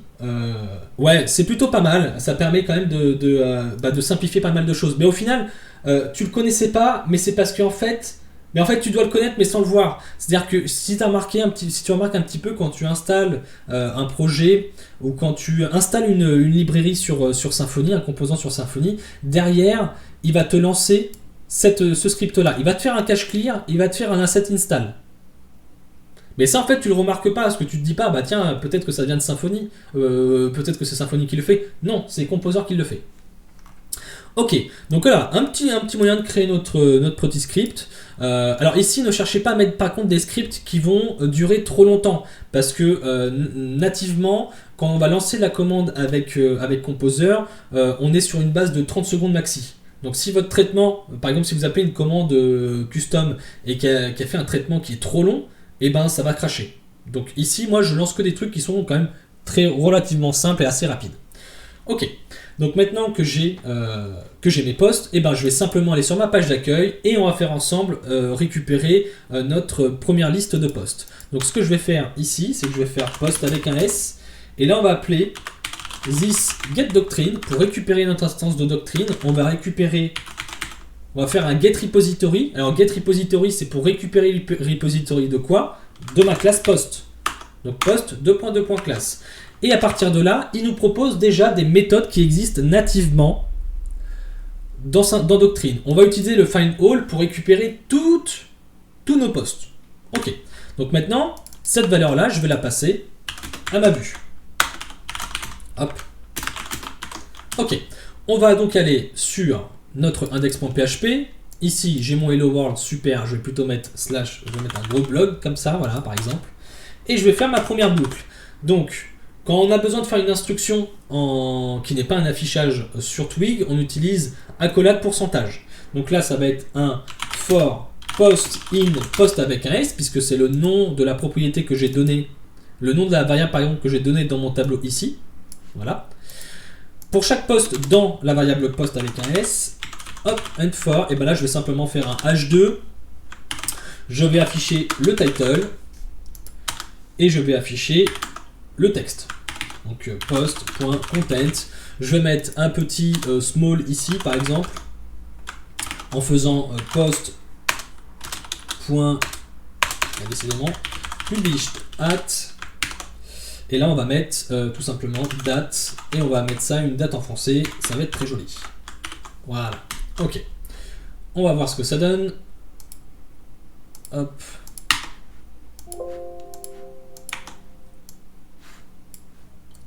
Ah, j'ai pas lancé le serveur, c'est pour ça. Effectivement, un petit serveur start, sinon ça ne fonctionnera pas. Voilà. Je relance, et là j'ai bien tous mes articles. Alors là, vous allez me dire, au bon sang, 50 articles sur la page d'accueil, ça fait quand même beaucoup. Eh ben, on peut déjà se dire, mettre en place peut-être un système au moins de pagination. On pourra peut-être mettre ça en place plus tard. Bon, ça pourrait être une idée. Par contre, moi, ce que j'aimerais maintenant, c'est que quand je clique sur le titre de mon article, je me retrouve sur la page avec le contenu entier de mon article. Bon, là, le contenu, il est bidon, donc forcément, c'est pas très intéressant. Mais au moins, moi, ce que je veux, c'est avoir un article qui soit propre, une page d'article qui lui soit propre. Donc, ce que je vais faire, c'est que je vais créer ma deuxième route. Donc, moi, là, ce que je vais faire maintenant, je vais juste renommer mon contrôleur. Je vais plutôt l'appeler blog contrôleur parce que ça a plus de sens de l'appeler blog, parce que là, c'est vraiment le côté blogging. D'accord? Donc, je vais renommer ma classe et mon fichier. Voilà. Et je vais faire public function show ou read. Non, read, ça a plus de sens d'ailleurs. Qui renvoie aussi une réponse. Voilà. Et on a dit quoi? On a dit qu'on allait paramétrer la route. Et donc la route, qu'est-ce que ça va être? Ça va être simplement, on va mettre article-l'id de l'article. Voilà. Ici, c'est l'index. Ici, je vais mettre post, par exemple. Je vais l'appeler post tout simple comme ça, pour le moment. On verra plus tard. Ou plutôt blog read. Non, on va plutôt mettre ça. Moi, j'aime bien avoir le préfixe de le nom de mon contrôleur sans le suffixe contrôleur, en minuscule, underscore, le nom de ma méthode. Ouais, je préfère ça. On va plutôt faire de cette manière-là. Ok, donc là, je vais passer un ID. Donc là, on serait tenté de se dire, bah ok, je vais faire ça. Je vais mettre un ID. Ensuite, je vais reprendre plus ou moins la même chose qu'on a ici. Sauf que là, au lieu de faire un find all, je vais faire un find. Je vais mettre mon ID. Je récupère pas donc un post au pluriel, mais un post au singulier, puisqu'on n'en a qu'un seul. Ici, je vais mettre le fichier read. Je vais créer ce fichier-là. Et puis, allons-y, on va voir ce que ça donne. Ok. Hop, un petit copier-coller. Ici, H1, et ben ça va être post title. Hop. Voilà, je vais supprimer la boucle parce que j'en ai plus besoin. La post, c'est bien le nom de la variable que j'ai donné. Ok. Maintenant, je vais retourner dans mon index. Et à partir de là, je vais lui ajouter un petit lien. Donc là, je vais lui ajouter un lien, par exemple ici. href. Ok. Je vais mettre lien à la suite. Voilà. Et ici, je vais donc afficher le lien. Et donc, il existe une variable, une fonction dans Twig qui permet justement de générer automatiquement avec le nom de la route et en lui passant des paramètres, l'URL de la page sur laquelle je souhaite rediriger l'utilisateur. Donc là, la page, on a dit que c'était blog_read, le nom de ma route qui se trouve ici, dans la propriété name. D'accord? Et je vais lui passer l'ID. Donc là, c'est pas un tableau entre crochets, c'est toujours entre accolades. Hein. Et là, je vais donc mettre ID, 2 points, et je vais donc faire post.id. Ok, on va essayer ça tout de suite. Ok, j'ai bien mon lien. Je vois que quand je survole, alors je vais grossir un petit peu. Quand je survole, j'ai bien le lien qui s'affiche tout en bas, article-1. Je clique dessus, j'arrive bien sur article-1 et j'arrive bien sur la page qui ne contient que mon article numéro 1. Ok, jusque-là, pas de souci. Ça fonctionne très bien. Maintenant, on va parler de la notion de param converteur. Et vous allez voir que ça, c'est de la magie. Alors, c'est peut-être quelque chose que vous avez déjà fait. Mais en fait, le principe du param converteur, c'est de convertir un paramètre qu'on a dans notre route en quelque chose d'autre. Et ici, nativement, Doctrine va nous faire la chose suivante. On va pouvoir lui dire, ok, moi ce que je veux récupérer, c'est un post. Donc je type int mon post et je mets $post. Et là, Symfony, avec son param converteur par défaut, va être capable de dire, ah, tu veux un post. Ok, tu veux un post. Mais moi, post, c'est pas un service, c'est une entité. Ah, mais attends, je vois que dans ta route, tu as mis un ID. Alors, peut-être que tu veux que j'aille utiliser Doctrine pour récupérer un post qui a cet ID-là, et comme ça, je te donne cette instance-là. Oui, c'est ce que j'ai envie que tu fasses. Exactement. Donc, c'est parti. On a bien return this render. J'ai pas besoin maintenant de l'appel à Doctrine, j'ai juste besoin de ça. Je vais juste rajouter un petit peu de documentation. Voilà. Et là, je vais refaire un F5. Et on a la même chose. Si je vais sur article-5, par exemple, je vais avoir l'article numéro 5. Ok. Bon. Bah, c'est top.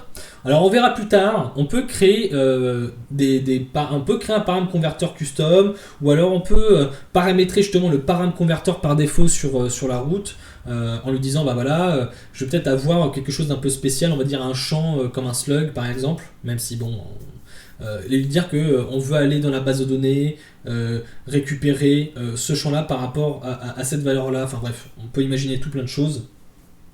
Pour le moment, ce qu'il faut bien retenir, c'est que là, ce qu'on vient d'utiliser, c'est le param converteur qui permet de convertir notre ID qu'on récupère là en une valeur déjà récupérée depuis les bases de données avec Doctrine. Mais alors, ce qui est très important ici, c'est de rajouter le type post. Si vous ne rajoutez pas ça, je ne suis pas certain. Alors, s'il le fait, c'est qu'il est intelligent, mais je ne suis pas certain qu'il le fasse. Voilà, il ne le fait pas. Il dit attention, ah bah tiens, j'arrive pas à résoudre l'argument post. Alors, résolve, c'est pas résoudre, c'est plutôt le fait de dire je ne suis pas capable de trouver et de te donner une valeur pour $post. Tu vois? Et donc là, il te dit, ah bah, peut-être que tu as oublié justement de taguer le contrôleur avec contrôleur service d'argument, ce qui n'est pas vrai, je l'ai fait. Mais vu que je n'ai pas typé, il n'est pas capable de le faire. Il n'est pas capable de comprendre que l'ID, ici, doit se transformer en objet post. Sauf si je le type. Donc si je fais du type int, on a bien ce qu'on souhaite. Ok. Bon, déjà là on est pas mal. Maintenant ce qu'on va faire, c'est qu'on va rajouter la notion de commentaire. Donc la notion de commentaire, on va faire un petit... alors attendez, je vais faire un truc plus simple. Hein. Je vais pas éviter ça, je vais le mettre de côté. On va revenir là. Voilà. Hop, hop. Document, projet. Voilà. CD. Hop. Très bien. Donc là, je vais faire donc un php bin/console make entity comment. Alors vous avez dû remarquer que je fais vraiment tout en anglais. Hein, pour moi, c'est très important de faire tout en anglais. Je ne fais pas de franglais, je ne fais pas de français. Je mets que de l'anglais. Ça, j'essaye vraiment de faire attention à ça.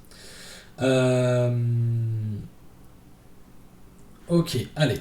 Du coup, on a notre entité comment qui est créée. On a comment repository qui est créé aussi. Jusque-là, pas de problème. Je ne veux pas toucher au repository pour le moment parce que j'en ai pas besoin. Par contre, pour comment, là, je sais que je vais avoir des choses à faire. Donc, je vais remettre un petit peu d'annotation comme j'avais fait tout à l'heure. Enfin, d'annotation, excusez-moi. De documentation. Ici, qu'est-ce qu'on va avoir? On va avoir par exemple un auteur. Alors pour le moment, l'auteur, ça va être un pseudo tout bidon. Et on verra comment attacher le commentaire à un utilisateur plutôt. Et ici, je vais avoir private, donc le contenu de mon commentaire. Et évidemment, la date de publication du commentaire, la date de post plutôt du commentaire. Donc là, on va mettre posted at. Voilà. Ok, c'est bien. Date time aussi. Je vais copier un petit peu, hein, je m'embête pas, c'est exactement les mêmes choses. Donc je fais des copier-coller. Voilà. Ici pour auteur, pareil, copier-coller, sauf que je vais enlever ça. Ça va être juste un string tout basique. Ok. Pas de problème, jusque-là, pas de souci. Ok. Ok, donc j'ai généré mes getters et mes setters. Je vais donc pouvoir générer mes commentaires. Donc là, pour 50 de mes posts, alors je vais peut-être réduire un petit peu, je vais peut-être en mettre plutôt 25. Et ici, je vais faire une boucle et créer 15 commentaires. Donc de i, alors pour chaque post, je vais faire une boucle de 1 à 15 pour créer 15 commentaires par post. Donc j inférieur ou égal à 15, j++, ok, je fais donc comment égale new comment, ok, comment set auteur, on va mettre auteur, je vais reprendre cet id là, je vais reprendre le i, ça ira très bien pour le moment. Et ensuite, je vais faire set content, et je reprends la même chose. Voilà, ça ira très bien. Je vais mettre commentaire. Ok. Ah, j'ai oublié quelque chose par contre. J'ai oublié quelque chose. Je vais faire un copier-coller. C'est le constructeur ici, qui est exactement similaire. La distinction, c'est que c'est pas la même propriété. Posted at. Ok. Ici, c'est comment. Voilà.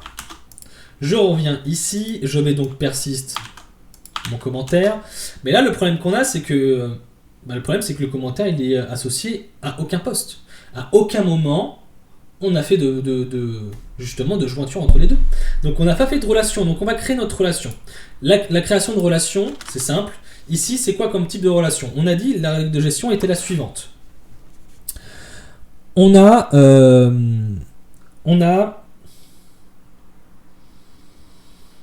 pour un article, on a plusieurs commentaires. On peut avoir 0 à plusieurs commentaires, mais un commentaire, lui, n'appartient qu'à un seul article.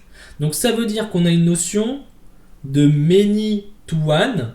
Donc le many to one, c'est many comment to one post.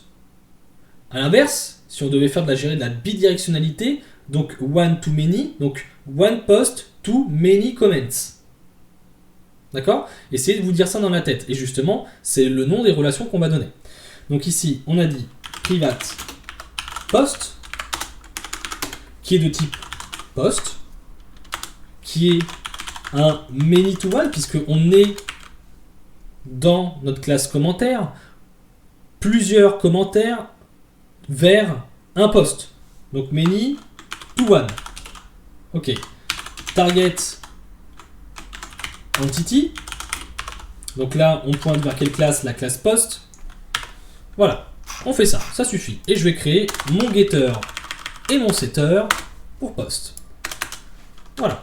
Donc là, on ne travaille pas avec des ID, on n'a pas du tout de notion d'ID. Vu qu'on est dans des classes, on travaille avec des classes, on gère des objets. D'accord? Donc là, ici, je vais pouvoir ajouter mon setPost. Et donc, je vais reprendre simplement $post qui a été créé juste au-dessus. Ok, je vais pouvoir relancer mon composer prépare. Ah mais non, oui, oh, je suis bête. Hop, composer prépare, voilà. Donc là, il me resupprime tout, il me recrée tout et il me load les fixtures. On va regarder ce qui se passe. Est-ce que j'ai toutes mes fixtures? A priori, j'ai mes 25 articles, ok. Si je reviens dans ma base de données, j'ai bien... Ah, j'ai pas mes commentaires. On voit que j'ai pas de commentaires. Est-ce que j'ai persisté mes commentaires? Ah, c'est la bonne question. Est-ce que j'ai persisté? Persiste post, bah non, forcément, si je persiste post, il se passera rien. C'est des commentaires que je veux persister. Ok.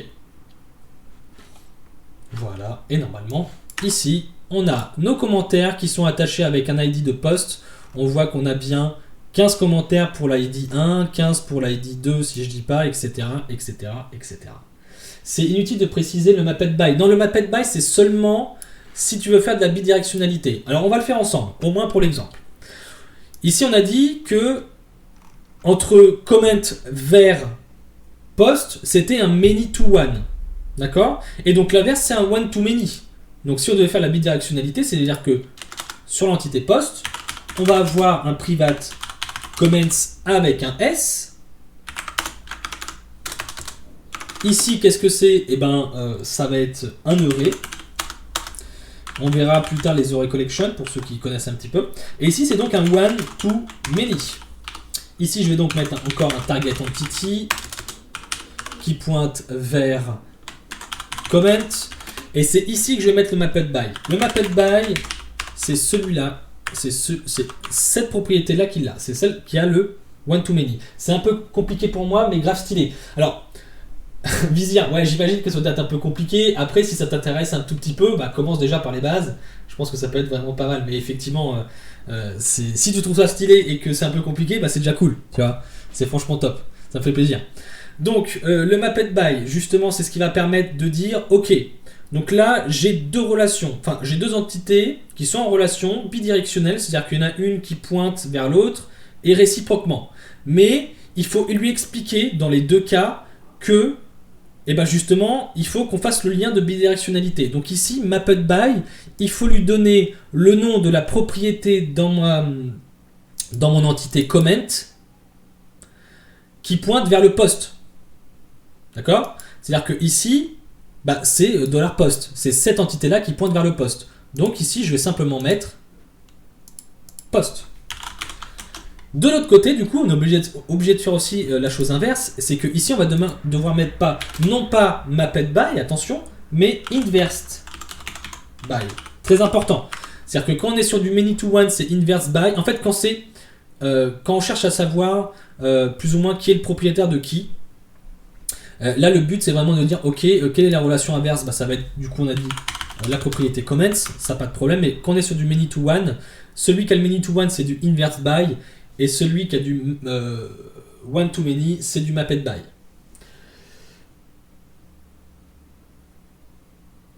Que par l'exercice numéro 1. Ah. Bah écoute. Du coup, on y retourne. Du coup, j'ai fait ma petite relation donc avec de la bidirectionnalité, avec le inverse by, mapped by, qui permet justement de gérer à l'inverse le fait de pouvoir dire ok, je vais pouvoir facilement récupérer ma collection de comments depuis un post. D'accord? Et d'ailleurs, on va essayer de faire quelque chose. On va essayer de faire la chose suivante, c'est-à-dire que dans notre vue, ici, on va mettre par exemple un petit spawn en disant voilà, il y a eu X commentaires. Imaginons la chose suivante.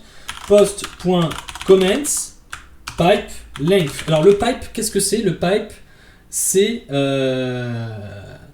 justement le fait d'appliquer un filtre à notre propriété commentaire. Ok? Donc là on applique le filtre, ça va permettre de récupérer le nombre de commentaires. Hop. Ok, on va essayer, je vais mettre ça en parenthèse parce qu'on n'est pas sûr d'en avoir plusieurs. On va essayer ça, on va voir si on récupère quelque chose. Donc je reviens sur ma page d'accueil. Ah, il me dit never. Ah oui, c'est parce que je n'ai pas créé la propriété comments. Alors là, j'ai pas besoin de créer de setter, je vais juste créer un getter parce que je n'ai pas besoin de setter des commentaires, ça n'a pas de sens. C'est juste ici de l'accès seulement et pas du read-only en gros, on fait pas d'écriture. Ok. Alors get comments must type of array object return. Object return, ça veut dire peut-être qu'il doit me retourner un array collection. Donc ici, on va commencer par l'array collection, on va essayer d'en parler un tout petit peu. Ici, je vais lui dire en fait, je vais initialiser ma propriété comments comme étant un new array collection. Alors array collection, qu'est-ce que c'est? C'est une classe implémentée par Doctrine qui permet de gérer des collections de ce qu'on veut, beaucoup plus facilement au lieu de travailler avec un array. D'accord? Donc là, je vais juste aller changer le type qu'on a ici. Voilà. Et là, j'ai bien 15 commentaires, 15 commentaires, 15 commentaires. Ok, très bien. Alors, si on pourrait être un petit peu plus sympa, on pourrait peut-être faire ici, par exemple, on va faire un rend, on va dire, entre 5 et 15, pour avoir pas forcément toujours la même chose. Hop là. Je reviens ici. Donc là, j'ai 6 commentaires, 7 commentaires, 10 commentaires. Voilà, ça change un petit peu, ce qui est plutôt sympa.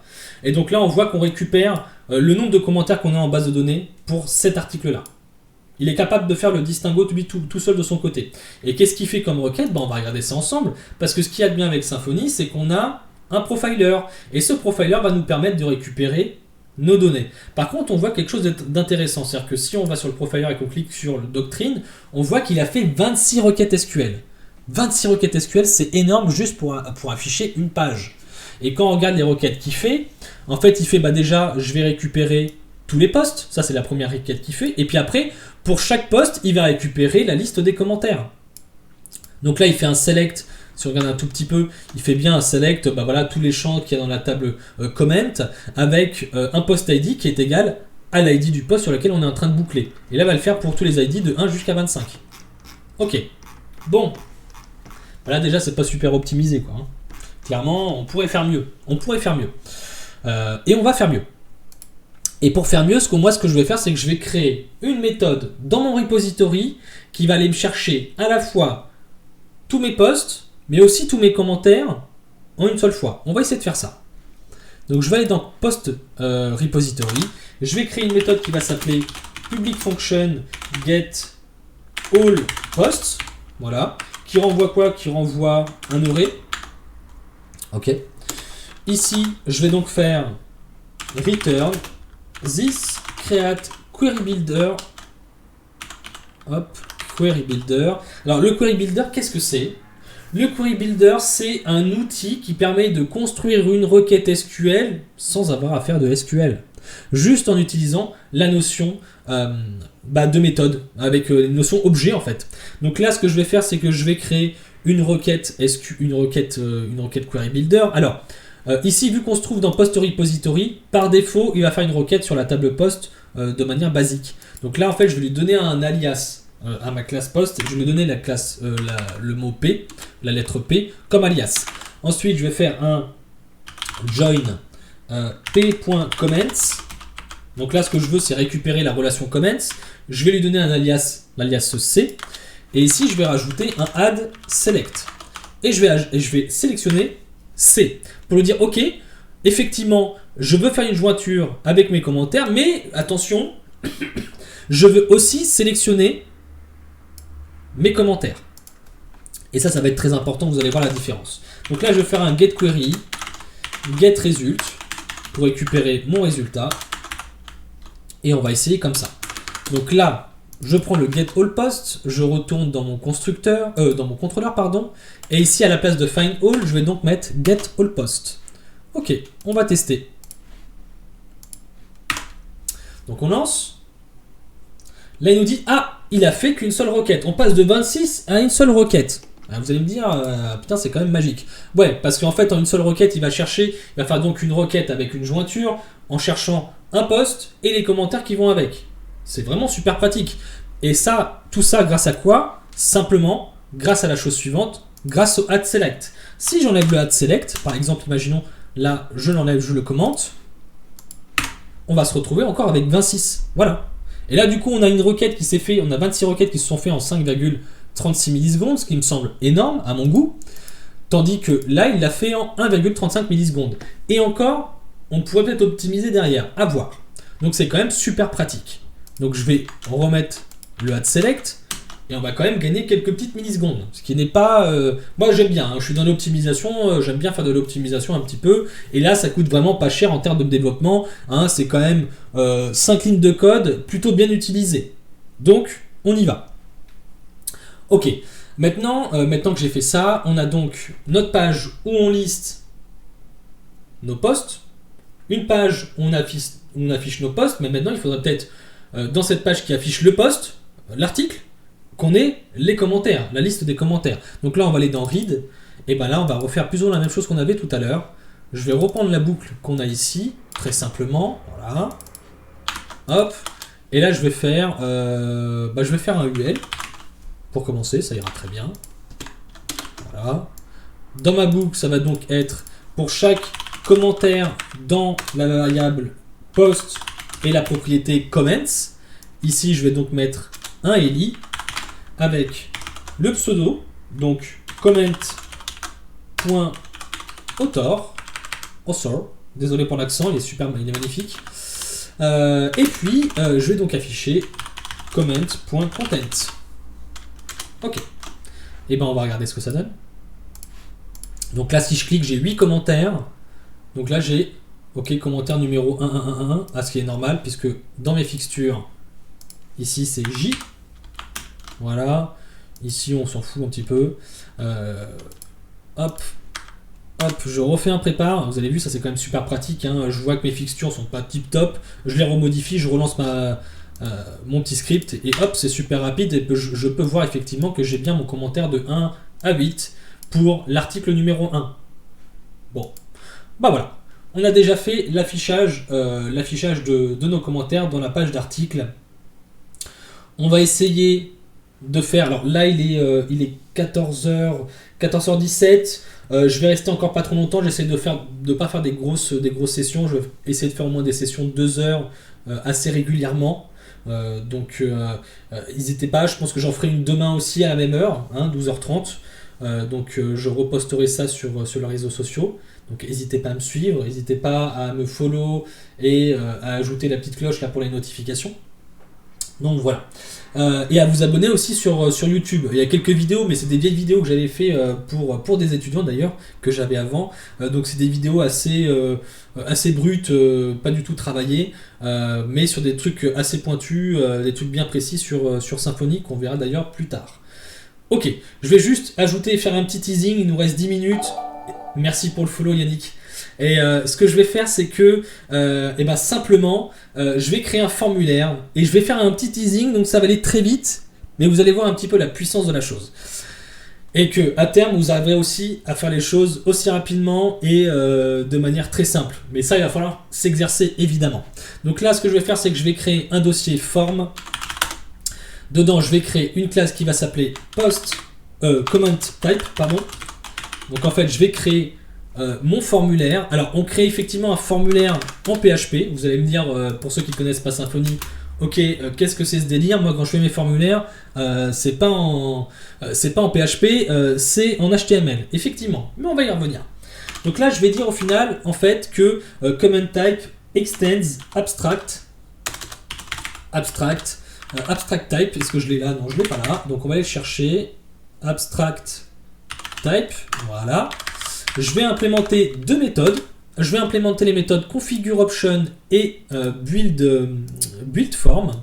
Alors, ces deux méthodes, on va déjà commencer par configureOption. ConfigureOption, c'est ce qui va permettre de configurer notre formulaire comment type. Mais quand on dit configurer ici, ça va être surtout pour dire, ok, en fait, mon comment type, je veux que mon formulaire soit lié à une classe, à un objet. Et ben, je vais le lier à la classe comment. Et donc, il sera capable, avec ça, de gérer l'hydratation d'un objet comment automatiquement, sans que j'ai à faire moi-même l'appel au setter. Et ça, c'est vraiment super pratique. Et on verra qu'il va aussi gérer la validation pour nous. Donc là, je vais faire un set default data class. Donc ça, attention, hein, cette option-là, le nom de cette option-là, elle a ce nom-là, elle n'a pas un autre nom. On ne peut pas y mettre ce qu'on veut. Hein. Ça a vraiment quelque chose de très précis. Et là, je vais donc lui donner le nom de ma classe. Donc c'est comment classe. Ok. Maintenant, ce que je vais faire, c'est que je vais ajouter des champs. Donc le build form, c'est ce qui va permettre de construire mon formulaire. Et ça, ce que je vais faire, c'est que je vais donc ajouter les champs qui vont bien. J'ai donc deux champs. J'ai le champ auteur, donc add author. Alors attention, il faut mettre exactement ici le nom de la propriété qu'on a dans notre classe comment pour qu'il puisse faire justement le mapping, on parle encore de mapping d'ailleurs, entre le formulaire et la propriété dans mon objet. Ici, c'est donc de type text type, donc text type, un champ texte tout simplement. Et je vais avoir aussi du coup content, qui lui va être un text area. Voilà, text area type. Ok, je vais mettre une petite option. Je vais par exemple changer un peu le label. Je vais mettre le label par exemple ici auteur ou pseudo. Non, pseudo, déjà auteur, je l'ai mal écrit en plus. On va mettre pseudo, ça ira très bien. Et ici, on va mettre label votre message. Ok. J'ai fait ça. Maintenant, ce qu'on va faire, c'est qu'on va donc créer, on va donc instancier, pas instancier ce formulaire, mais en tout cas, on va l'utiliser dans notre contrôleur pour pouvoir le renvoyer à la vue et l'utiliser dans la vue. Donc ici, ce que je vais faire, je vais donc faire form égale this. Donc c'est encore, là on va encore faire un raccourci, this create form. Je veux créer comment type. Ok. Ensuite, je dois lui passer, donc là je lui passe juste le nom de la classe, hein, pas besoin de lui passer une donnée. On a juste besoin du type. Hein. Tout formulaire ou tout champ, en fait, alors je vais vous dire un truc, c'est que là on remarque qu'on a des text type et text area type. On voit que le suffixe c'est type. On voit que notre classe ici c'est aussi comment type. En fait, imaginez que tout est champ. Que ce qu'on vient de créer en fait c'est un champ. Mais en fait c'est un champ qui est composé de plusieurs champs. Et on peut faire après une imbrication de formulaires. On peut avoir un formulaire dans un formulaire, dans un formulaire, dans une collection de formulaires, etc., etc., etc. On peut faire ce qu'on veut avec la notion de type. Et ici, ce qu'on fait, c'est qu'on va créer un formulaire en lui précisant le type. Donc là, le type, c'est comment type, c'est le nom de la classe que je viens de créer. Donc là, je lui passe la donnée. Donc la donnée, ça va être quoi? Ça va être un nouveau commentaire. Donc new comment. Tout simplement, on crée un nouveau commentaire. On lui passe la valeur. Et déjà, on va commencer par faire ça. Et ce que je vais faire, c'est que je vais passer mon formulaire à la vue. Mais alors, attention, parce que là, ce qu'on a dans form, c'est un objet form. Hein, pas un objet common type, attention, un objet form. Mais ce qu'on doit lui passer, c'est pas un objet form, mais c'est un objet form view. Donc, ce qu'on va devoir appeler, c'est la méthode, create view. Ok. Et cette méthode create view va être donc utilisable justement dans notre formulaire. Donc on va arriver dans notre formulaire. Ici, je vais faire simplement un form.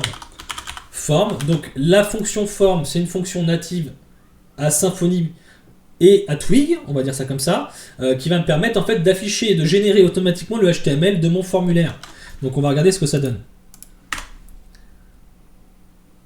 Ah, il me dit get author return null. Ok, donc ça c'est très simple, c'est une petite erreur que vous allez souvent avoir, c'est-à-dire que par défaut il va vouloir mettre une valeur, la valeur qu'il y a dans le champ auteur et contenu, mais vu que là par défaut notre propriété est nulle, tandis qu'on est censé lui renvoyer du string, on va lui préciser que ça peut être soit du string, soit nul.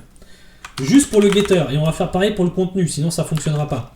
C'est le truc qui est un peu l'inconvénient, mais au final ça semble complètement logique, puisqu'on n'a pas à aucun moment initialisé les propriétés content et auteur. Ok, donc là j'ai bien mon formulaire, donc il est très moche, on est d'accord avec ça. Je vais essayer de développer un tout petit peu plus ma vue pour pouvoir ajouter un bouton. Donc là je ne vais pas utiliser la fonction form, je vais plutôt utiliser la fonction form start. Et si on a un start, on a généralement un end derrière. Donc là, dans mon form start, je vais ajouter le form row. Le form row, c'est ce qui va permettre d'afficher le label et le widget du champ. Donc là, je vais donc faire form.auteur et form.content. Ok. À partir de là, je peux donc faire un button de type submit. Par défaut, c'est submit de toute façon. Et là, mettre envoyer. Voilà. Ok. Bon. On va tester. Il ne se passera rien parce qu'on n'a pas encore fait de traitement à ça. Donc là, je mets n'importe quoi. Ok. J'envoie. Il ne s'est rien passé. Bon. Par contre, on va voir dans le profiler que normalement, il a quand même... Ah non, il n'a pas encore hydraté les données. C'est vrai. J'ai oublié de faire la petite fonction qui permet d'hydrater les données. Donc ce qu'on va faire maintenant, c'est que là, il ne s'est rien passé. D'accord? On a vu qu'il ne s'est rien passé. On revient sur la page naturellement. Ok, il n'y a même pas les valeurs qu'on a saisies, simplement parce qu'en fait, on n'a pas, à aucun moment, on a dit qu'on voulait passer les données qu'on reçoit de la requête. On n'oublie pas qu'on est sur un framework HTTP, donc la requête qu'on récupère, il va falloir la passer à notre formulaire pour qu'il aille remplir les données automatiquement dans notre objet qui est associé au formulaire, qui est donc notre commentaire. et donc avoir derrière les données. Donc là, je vais juste rajouter ici un handle request, et là, je vais injecter la fameuse injection de dépendance. Je vais injecter ma dépendance request. Ok. Et donc, je la mets à côté de post. Je peux la mettre avant ou après. Ça n'a pas vraiment d'incidence. Ok. Donc là, handle request, je lui donne un request. Et là, si je fais F5, on va avoir les données qui vont apparaître dans mon formulaire. Ok. Donc là, on a les données qui apparaissent dans le formulaire parce que effectivement, ça a bien hydraté mon objet. Et vu que mon objet est attaché au formulaire, bah, les données qui se trouvent dans l'objet se trouvent aussi dans mon champ, dans les champs. Ok. Donc maintenant, ce qu'on va faire, c'est qu'on va gérer le traitement. Bah, pour gérer le traitement, en fait, ce qu'on va faire, c'est qu'on va faire un if form. Bah, si le formulaire a été envoyé, donc is submitted, et si le form est valide, d'accord, et bien dans ce cas-là, ce qu'on va faire, c'est qu'on va faire un this get doctrine, get manager pour récupérer le fameux manager comme on a utilisé dans les fixtures, et de faire un persist. Et je vais persister quoi? Mon commentaire. Ok. Et je vais pouvoir faire un flush derrière. Mais il va nous manquer une chose. La chose qui va nous manquer, c'est la petite relation avec le post. Vu que là, je récupère mon post, puisqu'on se trouve sur la page de l'article d'un post bien précis, je peux donc faire un comment set post. Ok. Donc là, j'ai bien lié mon post, mon commentaire au post que je retrouve sur ma page. Ok. À partir de là, je vais donc faire une fameuse redirection. Donc je vais faire return this redirect to root. Et on va essayer de comprendre pourquoi je fais une redirection. Donc là, je vais rediriger tout simplement vers block grid, toujours, avec ici l'ID du post. Et l'ID du post, c'est donc $post getID. Ok. Je vais faire ça. Je vais renvoyer. Et là, j'ai bien mon post qui s'est ajouté, j'ai bien mon commentaire qui s'est ajouté. Et on voit bien qu'on est revenu, qu'on a refait une petite redirection sur notre page d'article puisque notre formulaire est vide.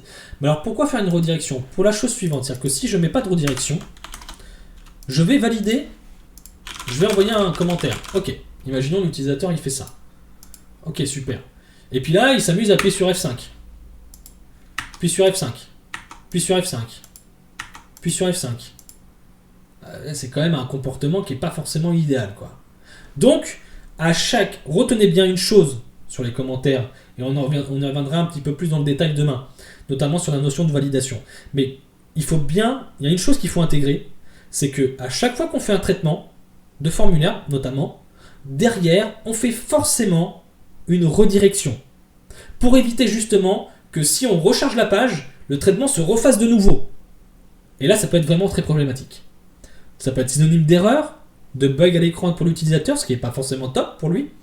Ou alors, ça peut être aussi une pollution de notre base de données. Et là, c'est déjà un peu plus critique. Donc, voilà, je vais m'arrêter là pour aujourd'hui. On viendra sur les formulaires demain. Donc, on va revenir sur les formulaires, je pense. On va faire un petit peu de pagination aussi, pour voir un petit peu comment on peut gérer la page d'accueil avec la pagination des articles. Et puis on va commencer à réfléchir tout doucement à tout ce qui va être sécurité avec la notion d'inscription et de connexion. Voilà. En tout cas, écoutez, j'espère que ça vous a plu. Je vais essayer de mettre la vidéo... alors attends.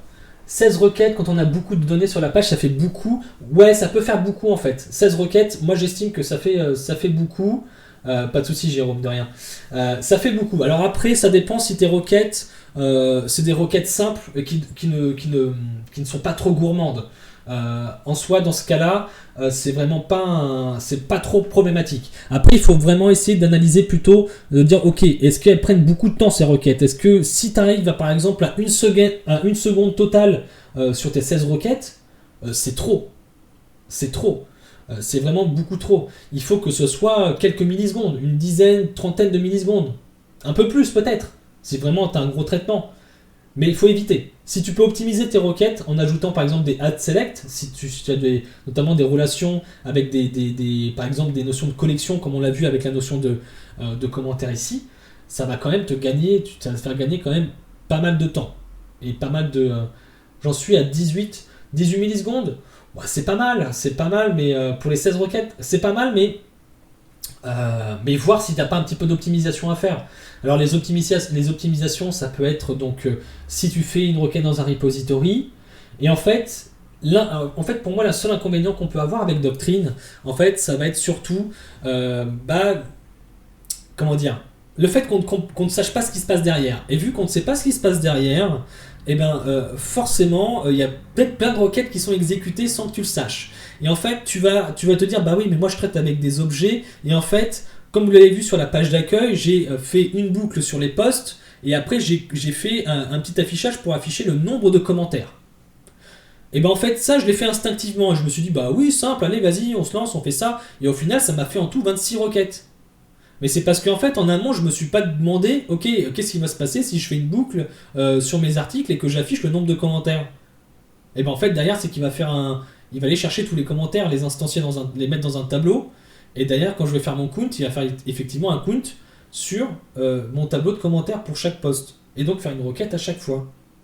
Et en fait, ça, on n'y pense pas trop, parce que c'est instinctif, en fait. On va faire, ah bah oui, voilà, c'est bon, Doctrine, il fait sa part du boulot, et moi, je vais faire ma vue, et je vais faire ma boucle, et ça va être génial, et ça va être super rapide.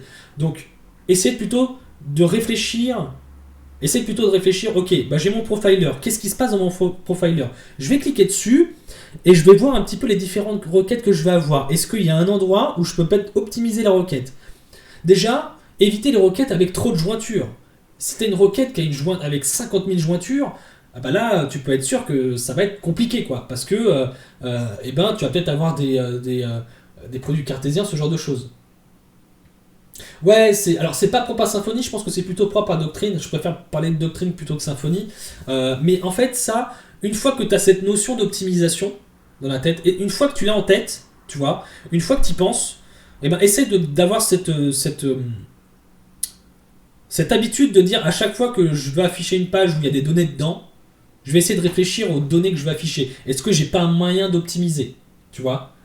Non, pas de souci, hein, t'excuses pas pour un détail, mais c'était juste une petite précision. Mais effectivement, essaye vraiment de t'intéresser à cette notion d'optimisation, de te dire, ok, comment je peux optimiser en quelques lignes de code, sans que ce soit trop coûteux en termes de temps aussi, pour le moment, en termes d'optimisation.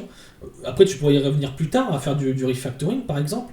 Mais essaye de te concentrer dès le début, de dire, ah, je connais la problématique, je sais que je vais avoir cette problématique-là, donc je vais essayer de la prévoir tout de suite. C'est pas évident, hein.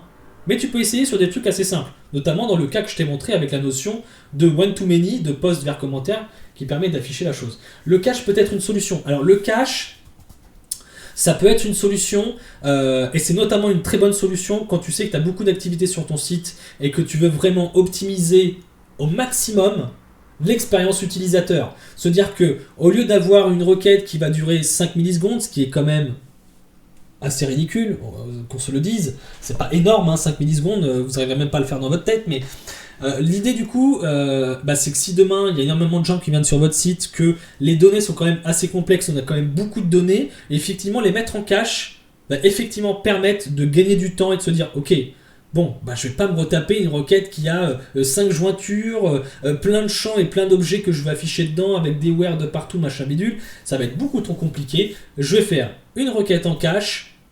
Le résultat va se mettre en cache. Je vais pas avoir besoin à rappeler la base de données. Il va directement, Symfony, me renvoyer les données. Enfin, Doctrine, excusez-moi d'ailleurs.